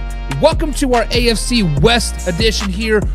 All week long, we've been talking AFC West. We've broken down the Kansas City Chiefs. We've broken down the terrible Las Vegas Raiders. Yes, the Raiders suck. Deal with it. Sorry, Raiders fans. Jim, John, you guys know you are. Raiders suck. And we also broke down the crappy Los Angeles Chargers as well. But most importantly, this is a team that many people are kind of worried about this season.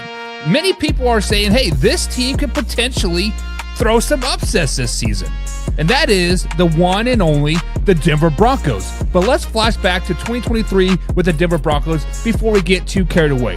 The 2023 NFL season for the Denver Broncos was one some people would like to forget. Let's just be flat out honest. Yes, they did finish 8-9, but they never really seemed to really get the ball rolling. Every time they would win a game, then they would lose 2, 3, 4 in a row. But, you know, hey, they did have wins over the Buffalo Bills, the Minnesota Vikings, and the Cleveland Browns, all 3 games in a win. Actually, they had a 5-game winning streak at some point in the season with wins over the Chiefs, Packers, Buffalo, Vikings, and the Cleveland Browns. They had a hot streak, but then Sean Payton's like, you know what? We don't like Russell Wilson. We want him out of town. Let's go ahead and cut this guy, a.k.a. they cut him and then they let them sign with the Pittsburgh Steelers. And it was just kind of a, what do we do with our hands, right? So this offseason, they went into the draft. They drafted the edge rusher second round, but most importantly, they drafted Bo Nix with their first pick in the 2024 NFL draft. But before we get too carried away, we have to welcome the man, the myth, the legend, my guy from the NFL Experts, Mark, to the show. What's up, Mark? How's it going today, man? What's up, Mike Buck? I'm glad to be on the show for you, man. Hey, dude, I am always excited to talk football with a fellow football nerd, and I've been watching you guys over there on the NFL Experts basically since your inception of the show. Wayne G's like, hey, come watch my show, see what you like, and I like what you guys do over there. You are the NFL Experts over there, so obviously you have some knowledge, but tell the people just a little bit about your show before we get too carried away into your Denver Broncos. All right. Well, we're on all the social media outlets. We are the NFL Experts Pod, plural. So you can find us anywhere: Twitter, Instagram, Facebook. We do a live stream every Wednesday at 7 o'clock Eastern time. I'm in Colorado, so it's 5 o'clock our time. Me and Wayne, we give our knowledge of everything football and everything NFL. We spit out our opinions, and you know what? You get an expert opinion. Yeah, and with those experts' opinions, you obviously have your team that you enjoy out there, and your team is the Denver Broncos. So this offseason, you guys kind of had a turbulent offseason, maybe you want to say. You know, you cut your potential franchise quarterback that you traded the house, the farm, and the dog and the cat for. You basically let him walk. You are still paying him this season, what, like $60 million or whatever it is. First things first, I got to ask you that question. When you heard that your team, the Denver Broncos, cut Russell Wilson, what was your first initial thoughts? Honestly, Mike, it was kind of something I saw coming. Like I've stated on my show many a times, I felt like Russell was screwed from the get when he got here. He came here, he was like our second option. Everybody knows that the Broncos were trying to get Aaron Rodgers. We didn't get Aaron Rodgers. That's why we hired inept Nathaniel Hackett as our coach, thinking we could lure Rodgers here. He ditched us. He went back to Green Bay. So we decided, let's bring Russell in. So already he was our second choice. And then we pair him with Hackett, who can't run a freaking offense. Even the Jets are trying to get rid of him. So he was doomed that year. And then also that year, he was trying to be the in-the-pocket guy, run my own offense. He wanted to be like Mahomes and Rodgers. But you know what? That's not him. That's not Russell. Like, he may have wanted to do that, but that's not what he excels at. Okay, so year 2 with Sean Payton. I don't care what anybody says. Like, Sean Payton turned him around after his terrible year with Hackett. He didn't even like him most of the time. You saw it on the sidelines most of the game, especially during the Lions game when he berated him on the sideline. Yep. And I think it was just all coming to a head. Russell Wilson is not Sean Payton's style of quarterback. Yeah, and unfortunately, if this move fails, it's going to set the Denver Broncos franchise back many, many, many years.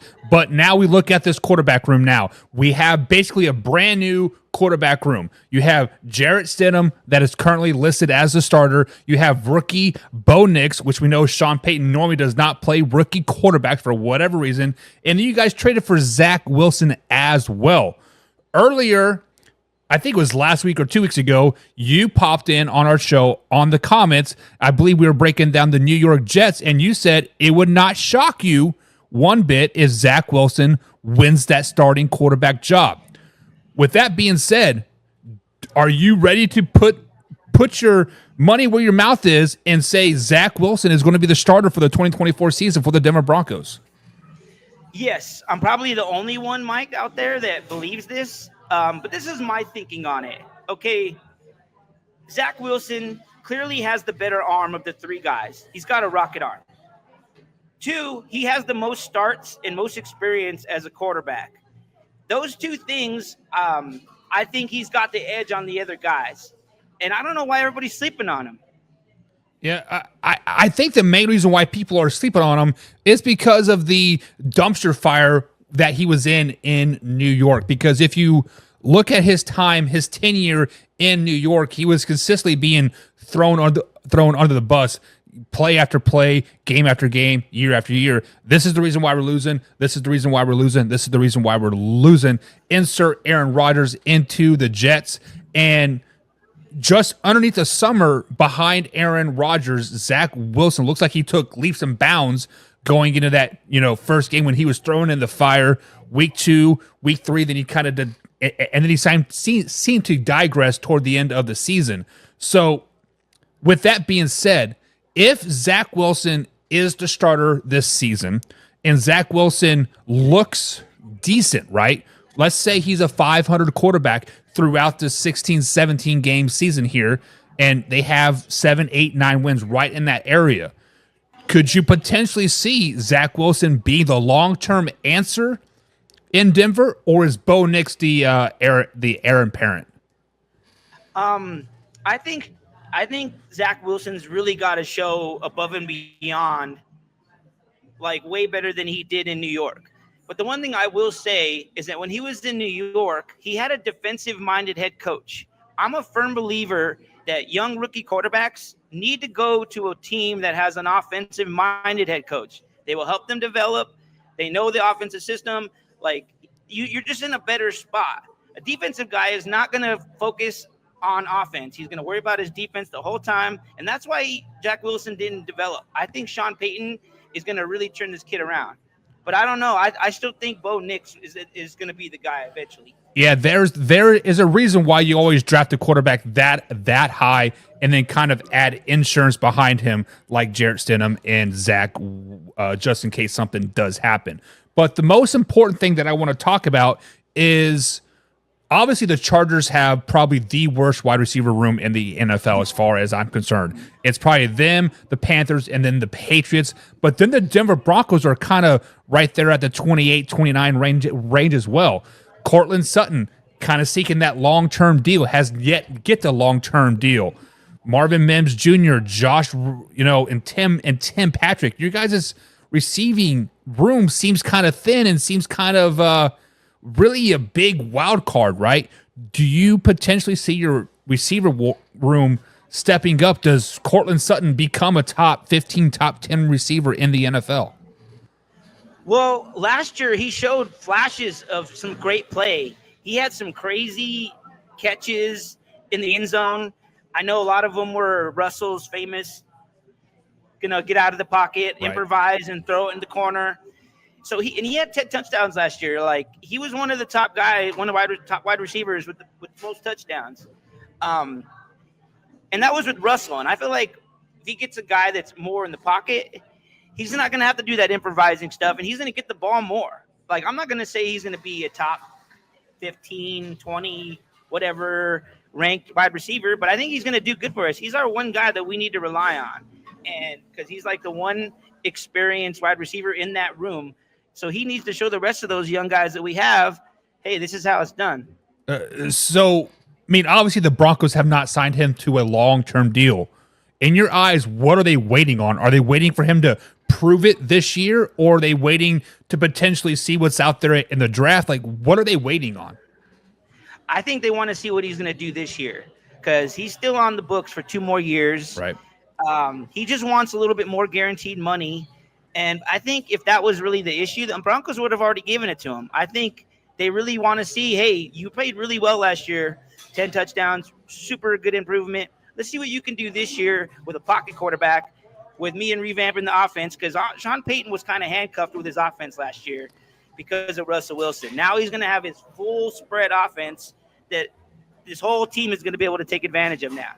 Yeah, so speaking of the whole team, the defense also has been kind of taking shots the last couple of seasons, right? You lost Von Miller, 3 years ago now. Patrick Surtain's getting older, and the rest of the defense kind of seems like big question marks, right? You did draft a defensive end from Utah, Jonas Ellis, right? And he potentially could be a Von Miller-esque type of player.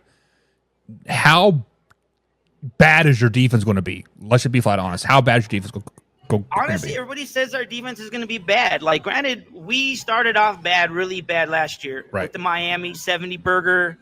but we turned it around. Like, we were one of the best defenses in that. And you were talking about that winning streak we went on. Yep. We had the best defense during that whole span of time. We had the most forced fumbles, most interceptions. And I could see that happening again. I can see our defense turning it around. I think Vance Joseph, now he's got another year under his belt with the defense. Granted, we lost Justin Simmons and we lost our linebacker. I'm drawing a blank on his name. But I don't think those were huge pieces. I think maybe Justin Simmons might be, because that's the back end, the deep routes. That might hurt us. But we did sign that guy, Brandon, drawing a blank on his name, from Miami, a young, good, upcoming safety. So I don't think we're really going to hurt that bad. I think we're going to probably be the lower tier, but I think our defense is still pretty solid. Yeah, I mean, and obviously any defense in the NFL can look great in stretches. It's a matter of putting it through 12, 13, 14, 16, 17 games in a season. That's been the biggest downfall of the Kansas City Chiefs in their non-Super Bowl years, is the first half of the season their defense sucks. But one of the bright spots of the Denver Broncos has been their offensive line. Now, I know last year Russell did his thing, right? Scrambled a lot. But if you look at the rankings of the offensive line, the Denver Broncos had a top 10, top 5 offensive line all season long. With now a pocket quarterback, a non-scrambling quarterback, a non-improvising quarterback, can you see your offensive line getting even that much better? I do. I also think the running game is going to even be better. And I don't know if anybody knows this, but Russell Wilson ran into 25% of our sacks last year. That's a huge number. If we can eliminate that completely, that's going to help us out tremendously. Yeah. Unfortunately, I don't know. I mean, Russ is going to Russ, I guess, at the end of the day. But that's the past. This is the present. The 2024 NFL season. Basically, we need to talk about the games. They have is it a favorable schedule in your eyes? No, I think we have a tough stretch in the beginning, and we have a really tough stretch at the very end of the season. So I don't think, I think we got to kind of screwed in the beginning and end of the year, which is going to be tough because you really want to start off hot and you want to finish hot. And so we have a lot of tough games, so it's going to be tough. Yeah, and so let's just go ahead and start breaking down these games. Week 1, you guys traveled to Seattle to take on Geno Smith and the Seahawks. What are your thoughts about this game? Okay, so like I said earlier, I do think Zach Wilson's going to start the year, but I think at some point, Bo Nix will get the start, maybe after week 4, maybe after week 6. Not totally sure, but I don't, like you said, Sean Payton doesn't start rookie quarterbacks, and I don't think this is going to be the year that he does that. So Zach Wilson will be starting this game, but I don't think Geno Smith is that great, and I don't see them beating us. Like, we almost beat them 2 years ago with Hackett. I think we're going to win this game. Yeah, unfortunately, the Seahawks are one of the biggest wild cards out there, right? Because Geno Smith did play at an MVP level 2 years ago. They still got DK. They still got Tyler Lockett. They have a pretty good defense still. But the biggest wild card for the Seahawks is they got a new head coach. Nobody really knows what this new head coach, what the offense is going to look like. Even watching OTAs and camp with the Seahawks, I can't judge anything, but I do know one thing, and the Denver Broncos are not going to beat the Seahawks. I have no faith in the Denver Broncos this first 8, 9, 10 weeks of the season. It is going to be tough for you guys, and I don't care if Zach Wilson's starting. I don't care if Jarrett Stinnen's starting. I don't care if Justin Fields is starting for you guys. It's going to be a tough loss, unfortunately. Taking us into a week 2 matchup. Speaking of Russ comes back home to take on his former team that cut him. The Pittsburgh Steelers come into town. What are your thoughts about this one? Well, I actually have tickets to this game, Mike, and I usually, when I go to the games, they lose. So I'm making this as a loss. Well, maybe, just maybe, you should stop going to home games then. I'm just putting it out there. But I think the Pittsburgh Steelers are going to be a pretty good team this season. We've already broken down the Pittsburgh Steelers, and I do have the Steelers winning this game. But I think Russ just doesn't have to suck for the Steelers. They have a top 5 defense. They have a really good running back in Najee Harris. And I'm not for sure if the defense of the Denver Broncos can hold up against that powerful Pittsburgh Steelers offense. On the bright side, you are at Mile High Stadium, and that is a true home field advantage, especially for teams that come from the coast, right? And obviously Pittsburgh's not on the coast, but it's still pretty down low to the sea. Give us the Week 3 matchup, back on the road, traveling to Florida to take on Baker Mayfield and the Buccaneers. Okay, this is another one. I think the Buccaneers, they lost a lot of pieces. They lost Devin White on the defense. I don't think their defense is going to be as good as it has been in the past years. Baker does have Mike Evans, but that's really his only weapon. I think this is going to be a win for us. See, last year people were sleeping on the Bucs. I rode the Bucs all season long. Rode them into the playoffs. Rode them into Detroit. Baker Mayfield is the real deal. Yes, he has Mike Evans. Don't forget about Chris Godwin. Chris Godwin is the true X factor for the Buccaneers. The one thing bad about the Buccaneers is their defense is starting to age a little bit, starting to get a little long in the tooth. But Bucs at home, I like the Bucs. Give me the Bucs. Week 4, we talked about this when we broke down the Jets. This is when you chimed in saying that, hey, Zach Wilson could be the starter. Denver Broncos travel to New York Week 4 to take on the Buccaneers, or to take on the New York Football Jets. Who do you got winning this game? I have this as a loss. I think this is going to be one of those revenge games for them. Rodgers going to be back. We don't really travel well on the East Coast. We're going to have a couple of East Coast games in that time span. I just don't see this looking good for us. I think this is going to be a loss. Yeah, not only is this an East Coast game, not only are you going to play the New York Jets, this is a 1 o'clock kickoff game as well. So for you in Denver, Colorado, it's going to be 11 o'clock in the morning. What is the last thing I want to do at 11 o'clock in the morning on a Sunday? Wake up and play a football game. They are going to be sluggish.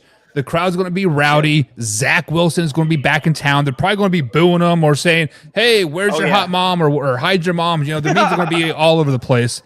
Unfortunately, I think the Jets win this one. I mean, not unfortunately. I got to say the Jets are a wee bit better. And right now, the Broncos are struggling right now. They're 0-4 in my eyes. You have them, what, at 2-2? 2-2, yeah. Yeah, and it is tough. But Week 5, they travel back to Mile High Stadium, and they play a terrible Las Vegas Raiders team. Okay, so there's a record, Mike, that we haven't beat the Raiders like the last 7 times we've played them. I'm probably wrong on that exact number, but we're going to break that streak this year, and we're going to beat the Raiders at home. You might beat the Raiders.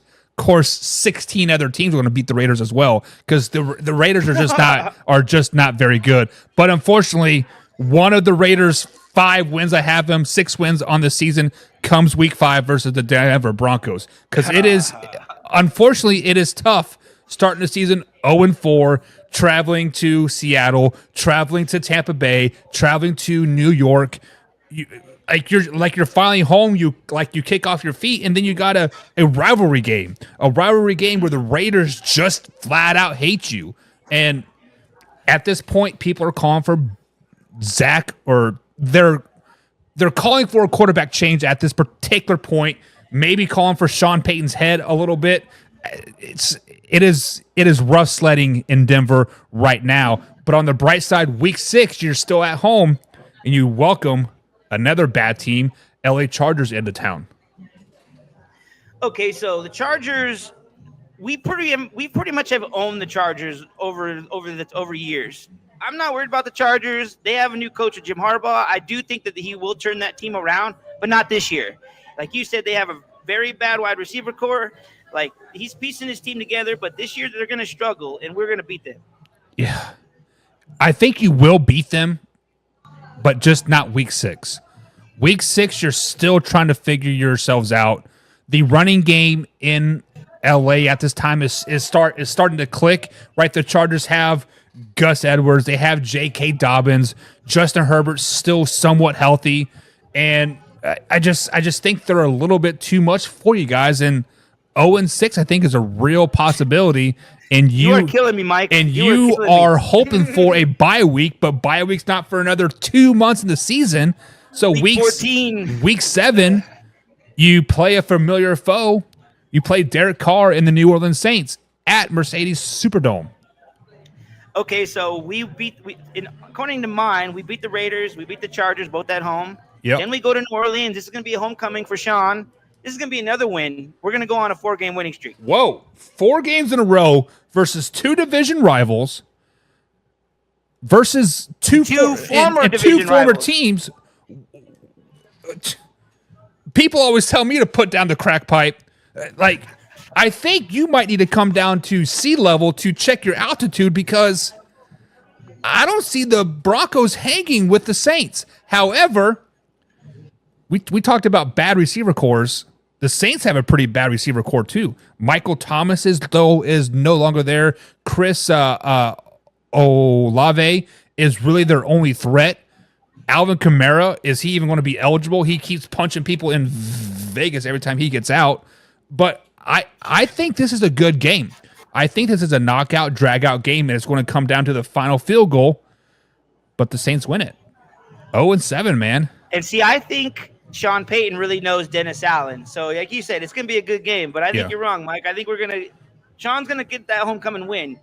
It would be nice because, if they're on a 4-game winning streak at the particular points in your eyes, things are looking pretty good. Things are looking up because then you welcome Bryce Young and the Carolina Panthers back into town week 8. Oh, that's a win. I think the Carolina Panthers are terrible. Like, they are building. I don't think Bryce Young is that great of a quarterback. Nope. And honestly, dude, I think their owner is a complete piece of shit. And so I really hope we beat them, and I think we will. Yeah, I mean, really the only bright spot about the Carolina Panthers are Adam Thielen.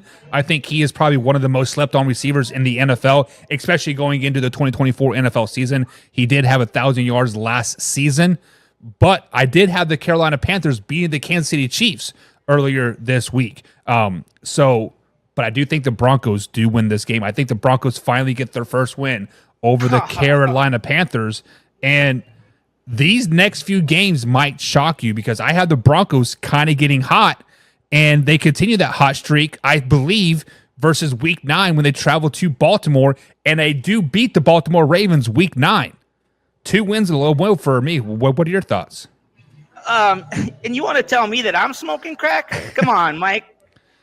Okay, so we kind of have opposite feelings. I feel like we're gonna go on this win streak, and then it's gonna turn, and we're gonna derail, and we're gonna lose to Baltimore. We never play well in Baltimore. That's another early start time. We just don't play well there. Lamar Jackson runs all over us every time. That's a loss. Well, unfortunately, the Baltimore Ravens also always overlook weaker opponents every year. Somewhere along the line, somebody comes up and bites them in the ass, and I think Week 9 is perfect to come up and bite them in the ass. Lamar Jackson's overrated. It is what it is. Week 10, you're still on the road. This time you travel to Arrowhead.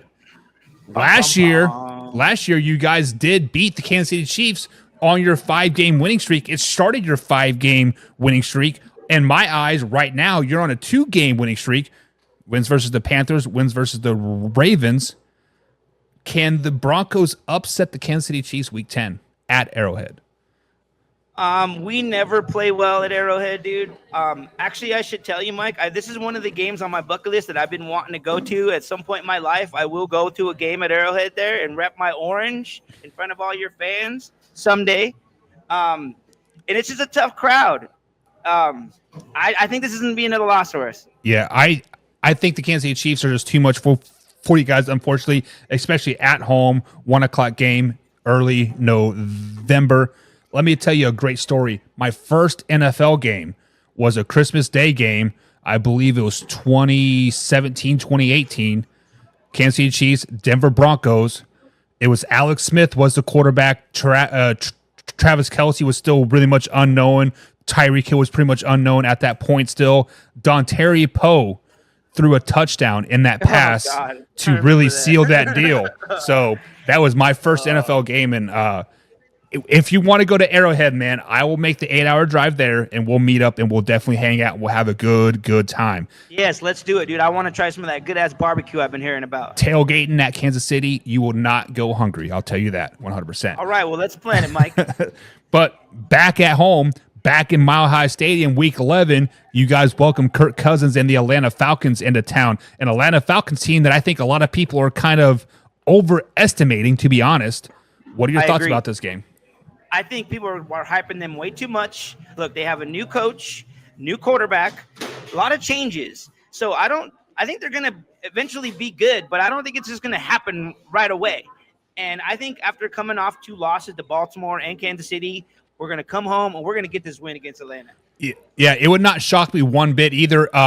If the Atlanta Falcons are in some type of quarterback controversy going into Week 11, because they did draft Michael Penix Jr. They actually moved up in the draft, way up in the draft, to draft him. Well, he was in the first round draft pick, if I'm not mistaken. So if the Falcons are going to be the way I think they're going to be Week 11, there might be that quarterback change, and Michael Penix Jr. just may not be ready for the spotlight at Mile High Stadium. It's a tough place to play. Let's just be honest. It is a tough place to play at Mile High, and I like the Broncos as well in this game. All right. Giving us a Week 12 matchup, a rematch of the Raiders just from a few weeks ago, but this is Week 12 at Allegiant Stadium here. What are your thoughts? For some reason, I feel like we have lost to the Raiders so many times before, and this year I think we're going to finally get our win at home, but I think we will lose there, and we'll split it with them. Yeah, I concur with this. I think at this point, the Raiders are probably starting Gardner Minshew or maybe getting a quarterback off the street. I think the Raiders are in that quarterback turmoil as well. Oh, yeah. But they do find that mojo, like that Gardner Minshew magic for whatever reason, and they do win this game, giving us a Week 13 game. This is a Monday night game. How did the Broncos get on Monday night? I don't know. But they're at home on Monday night, taking on Deshaun Watson and the Cleveland Browns. Hey, Mike, we got 2 primetime games. Hey, it's something. Yeah. We'll take it. I know it's just, hey, we deserve something. We're good on Monday night. Listen, I'd rather watch the Broncos on primetime than the Jets like 6 times in the first 8 weeks. So, all right. Okay, Cleveland at home. This one I kind of went back and forth on, Buck. Like, we've kind of owned the Browns over the years, especially the fumble, the drive. Yep. I'm sure they hate us, but I think this is going to be a loss for us. Yeah, and I think the opposite. I think the Cleveland Browns are a really good team. They have a really good defense. They have a hell of an offense. Nick Chubb is a beast. But just like when you guys played the Ravens, I think the Broncos kind of elevate their game for this game. Monday Night Football at home. Bo Nix is probably chomping at the bits to get in there because you have the bye week the next week. So there's a lot of energy, a lot of buzz around the team. And I do think the Broncos do win this game going into the bye week, Week 14. This is the week that I do think that they make the quarterback change to Bo Nix, because I don't think they have any shot at the playoffs at this particular time. I mean, they might have an outside shot, but I think this is where you get your quarterback's feet wet. You see what you have, right? Do we need to go to the draft? Do we need to do this, and this? But you are kind of on the opposite. I think you're sitting about 7 wins right now, right? 8 wins? Yeah, I'm at 7 right now. 7 wins. So with that being said, how are you looking at this Week 14 off? Like, quarterback change, wide receiver, possibly I guess the trades have already passed that, like, at that point, but needed by honestly, Mike, dude, it's brutal. Like, to have the Week 14, I think if we were a playoff team, Week 14 probably be ideal to have. Like, you play all those games and then you get a rest right before the playoffs. But in our case, we've won in my scenario, we've won 7 games. Probably not going to be a playoff team. Yeah, so it's brutal, dude. It really is. Yeah, there are 2 terrible bye weeks, right? Week 4 and Week 15 are probably the 2 worst bye weeks in all of the NFL. Week 14 is probably right up there as well. Give us a Week 15 matchup at home versus the Indianapolis Colts. I think with the bye week and possibly Bo Nix getting prepared, and like I kind of agree with you that he might start after during this game, and I think with that extra time, we're gonna win. We're gonna beat Indy. Yeah. Unfortunately, the Colts have the week off prior to you guys as well, and I think the Colts are going to be pretty good. I think Anthony Richardson is the real deal. Michael Pittman Jr. just got his deal. JT just got his deal. I think the Colts are going to be in there to really wreak some havoc, and I actually do have the Broncos winning this game. I think the Broncos are kind of this is. I feel this is going to be the Broncos' MO all season long. Is they're going to step up to those big games, to the Chiefs, to the Ravens, to the Browns and Colts. Right? They're going to step up to those big games and play them competitively. But then they're going to look like dog crap versus the Chargers and the Raiders and the Panthers. You'd be like, why can't we play this good when we play these guys? And it could be a totally different season. Speaking of a bad team, the Chargers, you travel to SoFi week 16 and Justin Herbert and the boys. Okay, Mike, I'm not totally sure you know this, but when we go and travel to LA, that's like a home game for the Broncos. We have a ton of fans that go to that game every year. Chargers don't have a fan base. Our fan base is always usually there. I'm saying that's a win. Yeah, it would not shock me either.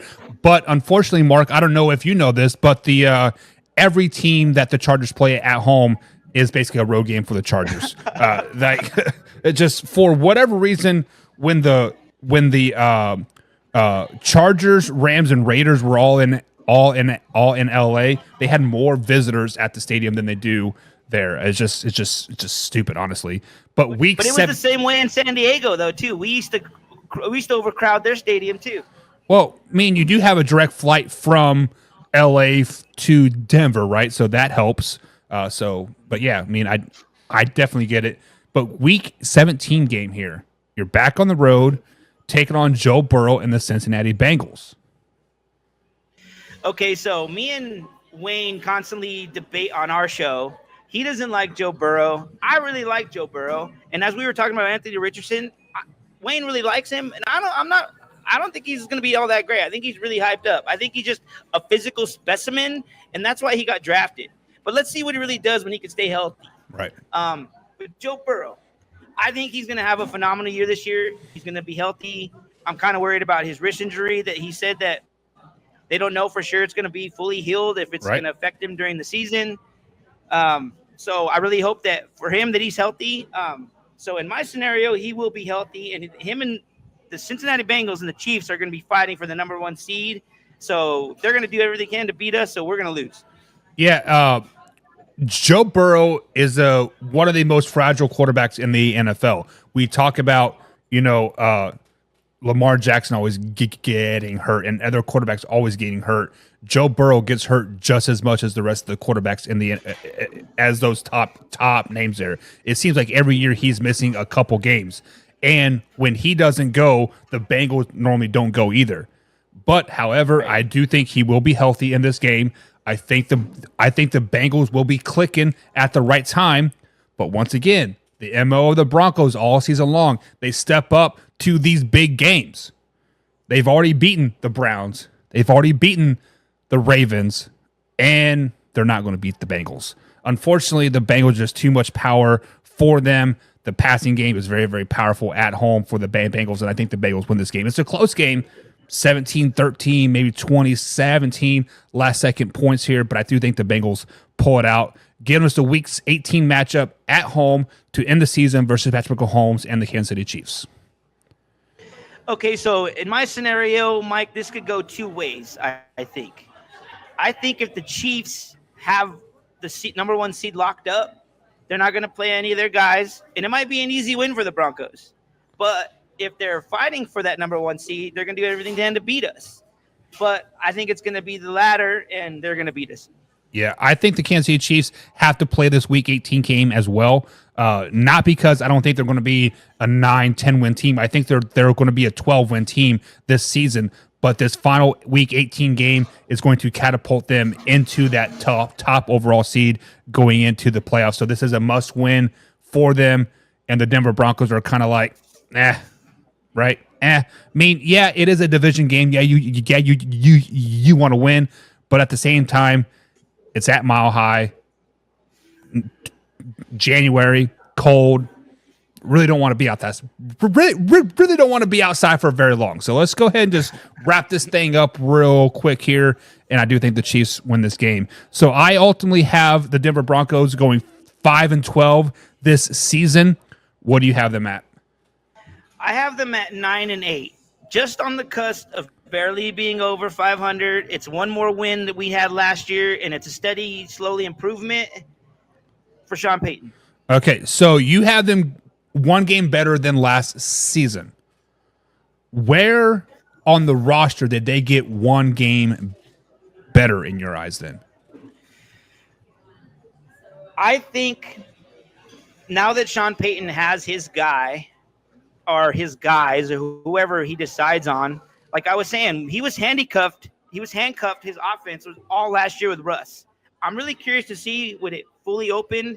All those times when I used to see Drew Brees just sling it all over the yard. Granted, it was kind of boring, but it was efficient. That's what I want to see. Yeah, so you think another year, Sean Payton, his offense, his guys, whatever, that's an extra win. Have you thought so, yes.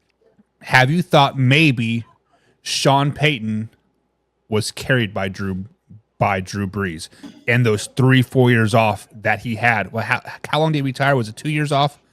Maybe he's lost touch with his guys. Do you think Sean Payton is still the man, the myth, the legend that we saw in New Orleans, or is he just kind of overrated a little bit?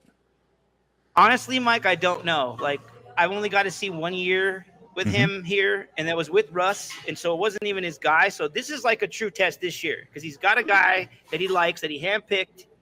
Well, 3 guys that he handpicked. Hopefully one of them will work out. Like, as a Bronco fan, Mike, I have to hope that it's going to bake out and it's going to work and that he's still the old Sean Payton. Right. So is he on a short leash then? Like, I mean, he has guaranteed, $100 million or whatever deal that he got for 6 years, 8 years. Is he on a short leash, or because the Broncos are still paying Russ all that money, are they stuck with Sean Payton, do you think? I don't think they are. I think the Walton Penner group, I think they're the type that they'll make the move if they really think that he's not the guy.